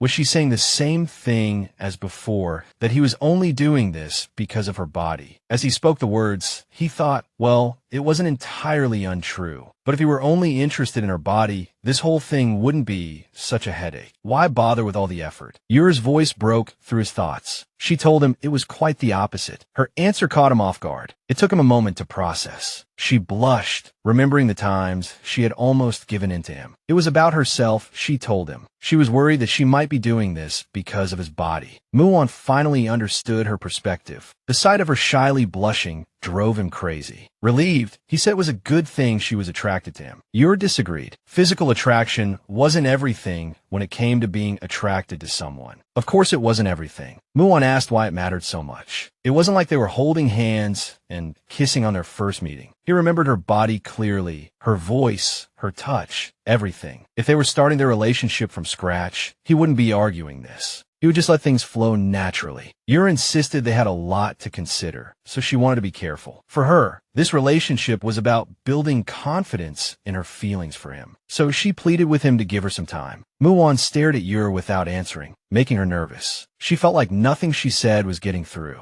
A platonic relationship. Mu Wan hadn't even done that in his 20s. But in the end, he could only relent. The scene shifted. Yuru and Mu Wan sat in a movie theater, watching a horror film. Mu Wan was unfazed by the frightening scenes, but Yuru was different. She trembled with fear, covering her mouth and clutching Mu Wan's hand for comfort. This was the beginning of their platonic relationship. Mu Wan never thought he'd be in this situation. Startled by a scene, Yuru turned her head away. He shielded her eyes with his large hand, blocking the images she didn't want to see. He thought she was truly adorable. After the movie, they walked and talked. Yuru thought the movie was interesting, while Mu Wan hadn't paid attention to any of it. Suddenly, he stopped and handed her a gift box. She asked what it was. A Christmas present, he said. Yuru apologized for not having a gift for him. Mu Wan said it was okay. He just wanted to give her something. He thought it suited her perfectly. She asked if he had picked it out himself. He had, he said, and asked if she liked it. Yuru said it was beautiful. Mu Wan asked if he could put the necklace on her. There, in the middle of the sidewalk, he fastened the necklace around her neck. Yuru thanked him. As they looked at each other, Snow began to fall. Muan had never felt this way before. He'd heard his name called many times, but this time, it felt different. Their first real kiss, and it felt as if they were the only two people in the entire hallway. A towering Christmas tree glittered in the mall's atrium, casting a festive glow over the shoppers below. Yuru admired the necklace in the mirror, tilting her head to catch the light dancing on its delicate surface. She overheard snippets of conversation from other employees, their voices hushed, discussing sales quotas. Suddenly, one employee complained, her voice laced with frustration, that there was nothing she could do. It was an order from headquarters. Two female employees continued the conversation. Do you know how hard it is for her to meet the sales target this month? She's already doing her best. What more do they want? If this brand launch is successful, we can become a subsidiary of Han Kyungwol's company. We can't be a contract-based pop-up store forever. The sales summary, only 1 month left until the deadline set by that person. Just one more month, and it's over. Yuru remembered that the sales report was out today. She walked back into Glow Spa store, greeted by enthusiastic employees as she entered. The three of them reviewed the report together. Two ready-to-wear brands held the top spots among all fashion brands, followed by several of Han Kyungwol's brands. Considering women's wear brands alone, they were in the top 10. Glow Spa was performing well, sitting at 11th place. This meant Glow Spa was the best-selling menswear brand. Considering the low sales in the first month during the opening event, this month's sales were crucial. Yuru agreed with this assessment. Jinyong pointed at the ranking chart and questioned whether Belga's ranking was accurate. Yuru asked him why he thought so. He explained that it didn't make sense for Belga to rank higher than Brand A, as Brand A was popular among middle-aged demographics and its sales weren't reliant on tourists. How could Belga possibly have higher sales than them? Yuru pondered, recalling the conversation she'd overheard between Belga employees about sales quotas. Although all sales quota dealings had been stopped a few years ago, rumor had it that Han Kyungwol would take over Belga after a successful brand launch, and headquarters seemed to be demanding sales quotas from the employees involved. As Yuru and her team speculated, an announcement came over the intercom, informing everyone that the CEO would be conducting the daily morning rounds in place of Manager Han. Every store was to pay special attention to cleanliness and attire. Yuru and her team exchanged puzzled glances at the announcement. Soon, employees from every store stood in perfect lines outside their shop fronts, awaiting the CEO's arrival. Watching Mu Wan approach Glow Spa, Yuru's heart quickened. Yuru wondered why Mu Wan was participating in the morning rounds. Mu Wan stopped at Glow Spa, complimenting Yuru on her good performance last month. Jianyong, brimming with excitement, responded, "Thank you very much. We'll work hard to increase sales." Meanwhile, Yuru blushed, flustered by Mu Wan's presence. As Mu Wan turned to leave, he glanced back and complimented Yuru's necklace, deepening her blush. In the conference room, Mu Wan questioned the executives about their marketing strategies. Why did they think discounts would work? If the proposed promotional events weren't selling, why did they think anyone would prefer to spend more at a department store rather than going to a big box retailer or shopping online? Teleshopping. Mu Wan voiced his disapproval of the executive team's poorly conceived proposals. Finally, he asked Manager Han for her opinion on the promotional events, catching her off guard. She told Mu Wan that she would prepare a new proposal by tomorrow. Mu Wan declared that if a single word about promotional events appeared in tomorrow's proposal, he would tear it up on the spot. After the meeting, everyone was disheartened by the new deadline for tomorrow's proposal. Before Manager Han could leave, Mu Wan called her back, asking if she was free tonight. He wanted to have dinner with her. She told him her father was currently in China. He acknowledged her father's travel plans, but explained he had something to discuss with her privately. 7 p.m. at XX restaurant. Slightly relieved, she inquired if this was a business-related occasion, as the XX restaurant was known for proposals and similar events. Mu Wan replied that it was personal. He needed to clarify their relationship. Manager Han, inwardly elated, wasn't surprised. Mu Wan was always a calculating man. Given the current circumstances, he must have finally realized who was the most suitable partner for him, she thought with a smug hum. His feelings for his ex-wife must have been mere pity. But then she recalled Yuru's words, claiming not just flirtation, but a desire to possess him completely. Manager Han scoffed internally. Preposterous. She was the one who truly possessed Mu Wan. At the entrance of XX Restaurant's parking lot, Manager Han arrived with her driver. She asked the valet if President Choi had arrived yet. They said not yet, and she indicated it was fine. She could wait inside. The staff led Manager Han to a private room, remarking that it had been a while since they'd hosted them. Manager Han inquired if President Choi had been there recently. The staff member replied that the last time was last autumn, accompanying Chairman Han, her father. Manager Han's excitement swelled. He hadn't frequented the place with other women. The staff member hinted at good news, mentioning President Choi had ordered a cake for this special occasion. After the staff member left, Manager Han took out her compact, checking her reflection, ensuring she looked perfect for the dinner. Suddenly, President Choi's voice startled her, commenting on her early arrival. President Choi said he would order the special of the day, and Manager Han echoed his choice. The waiter inquired about wine. The restaurant had just received a vintage selection. Manager Han, thrilled, was about to order some, but President Choi declined, citing his need to return to the office later. Manager Han was disappointed, wondering why he would refuse a drink on such a wonderful occasion. Then she remembered her father mentioning his mild aversion to alcohol. During dinner, Mu Wan asked Manager Han to submit a report on attracting the top 5% of clients and the so-called hedonistic younger clientele. Manager Han's spirits dampened. Was he only interested in discussing work? She wondered. The waiter returned to clear the table, asking President Choi if he wanted dessert. President Choi agreed, saying in a minute. The lights dimmed, and a lovely white fruit cake arrived, adorned with a single candle and a large diamond ring nestled in the center. Soft music began to play. The moment Manager Han had been anxiously awaiting had finally arrived. Excitement thrummed through her. Mu Wan stared at the waiter, demanding an explanation. The waiter explained it was a special request from the chief secretary for today's reservation, specifically arranged. President Choi explained it must be a misunderstanding on his end. He would cover the cost and asked them to take the cake away. Manager Han questioned the misunderstanding. Mu Wan confirmed it was indeed a misunderstanding, addressing her formally. Miss Han Su-han, he began, I told you from the beginning, I have no intention of getting married. Reality crashed down, almost too much to bear. Her clenched hands trembled. She asked if he was breaking up with her. Muan told her he had made himself clear, but Chairman Han seemed to have other ideas. Aside from a business relationship, what is there between us? He asked, have I ever implied any romantic feelings towards you?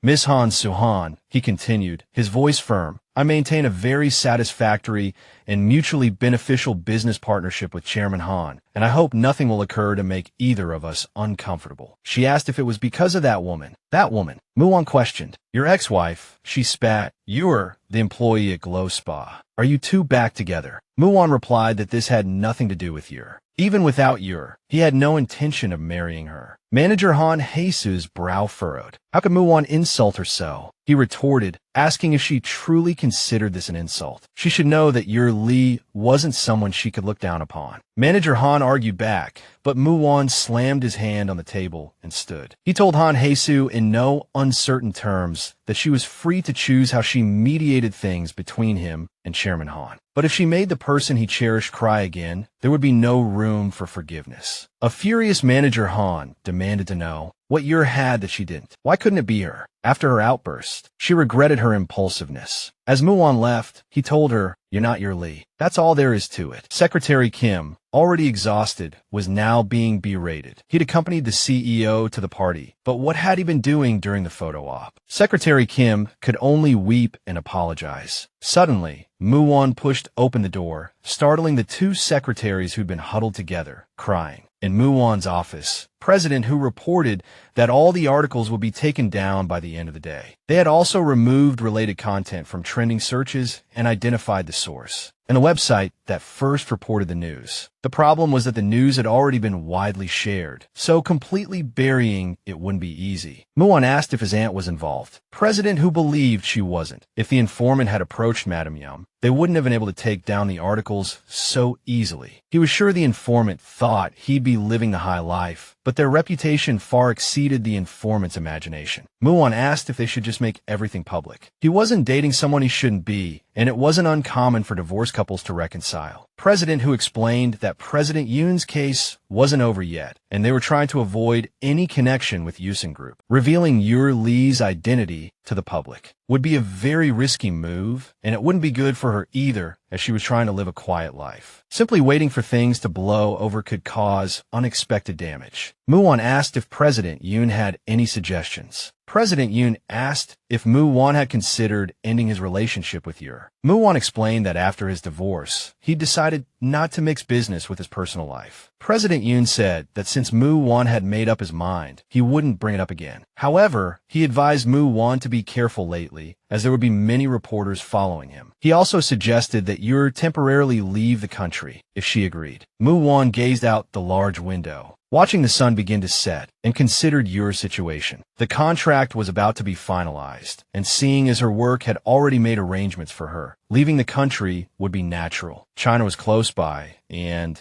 as long as they could coordinate their schedules, they could see each other once or twice a week. But Muan groaned in displeasure. He didn't like it one bit. They had finally reunited after years of separation, and even talking and holding her close wasn't enough. Just then, his phone buzzed with a message from his ex-wife. Yuru wrote that she would be staying with Junhee for the time being. Looking at the message, he already missed Yuru. In the women's locker room, Yuru changed into her work uniform. She was grateful for the late shift. Mu Wan had been reckless, leaving numerous marks on her, just as she finished buttoning her blouse. Two female employees walked in, gossiping about the rumors. They were eager to know who it was. One turned to Yuru, asking if she could guess who it might be from the menswear department. The other employee remarked that there weren't many female employees in that department. Wouldn't it be more likely to be one of the female employees from the makeup department? The woman questioning Yuru replied, saying she'd already interrogated every girl in that department, but they all denied it. Yuru asked, in that case, who would admit to it? Who were they looking for anyway? They asked her if she'd seen the news. Their CEO embroiled in a scandal, supposedly with a contract worker from the department store. Yuru hid behind the staircase, checking today's news on her phone. She guessed he was probably dealing with the situation now, as there didn't seem to be many related articles circulating. Looking at the photo, although the face was blurred, it was clearly her. Yuru called Junhee, learning about the situation. Yuru asked if she could stay at Junhee's place for a while, and Junhee readily agreed. Yuru had been putting it off, but she felt it was finally time to end things in an unexpected way. At Junhee's apartment, she asked Yuru what she planned to do.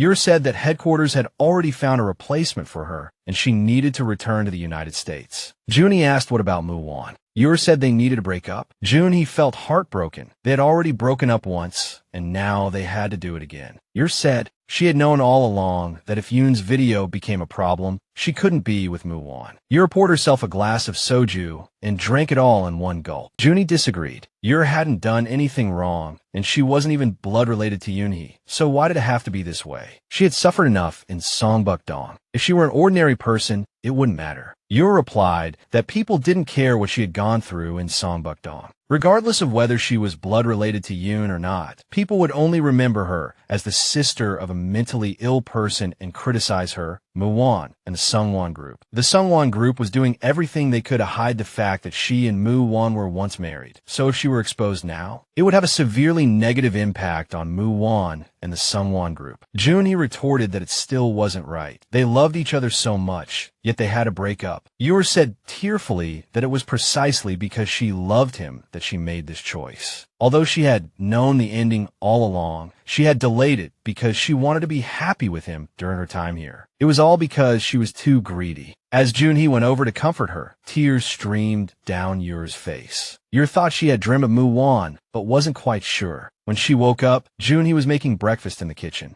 Junhee was surprised she was up so early, because she had drunk a lot last night. Yuru said she had just woken up, but noticing the food on the table, asked what it was. Junhee cheerfully replied that it was hangover soup made with abalone. Her husband had his secretary delivered earlier, so she could have breakfast. Thanks to Yuru, Junhee could also enjoy a delicious breakfast. While eating, Yuru asked if Muan had come by last night. Junhee truthfully replied that he had. He came, settled her in, and then left. Yuru asked if she had said anything strange to Mu Wan. Junhee asked how Yuru would know, whether she had said something she shouldn't have, and why not just ask Mu Wan directly. Yuru felt like she had said something to him, but couldn't remember. While washing the dishes, Junhee showed Yuru her phone. Someone had written an article saying that the person Mu Wan was dating was his ex-wife. On the news channel, several news commentators discussed how last year's hit drama, My Wife is Back, was now playing out in real life. The drama was unfolding in real life. The woman on the panel mentioned the relationship between Yuru and Yoon, who was currently under investigation, saying they had different mothers, and that was the reason.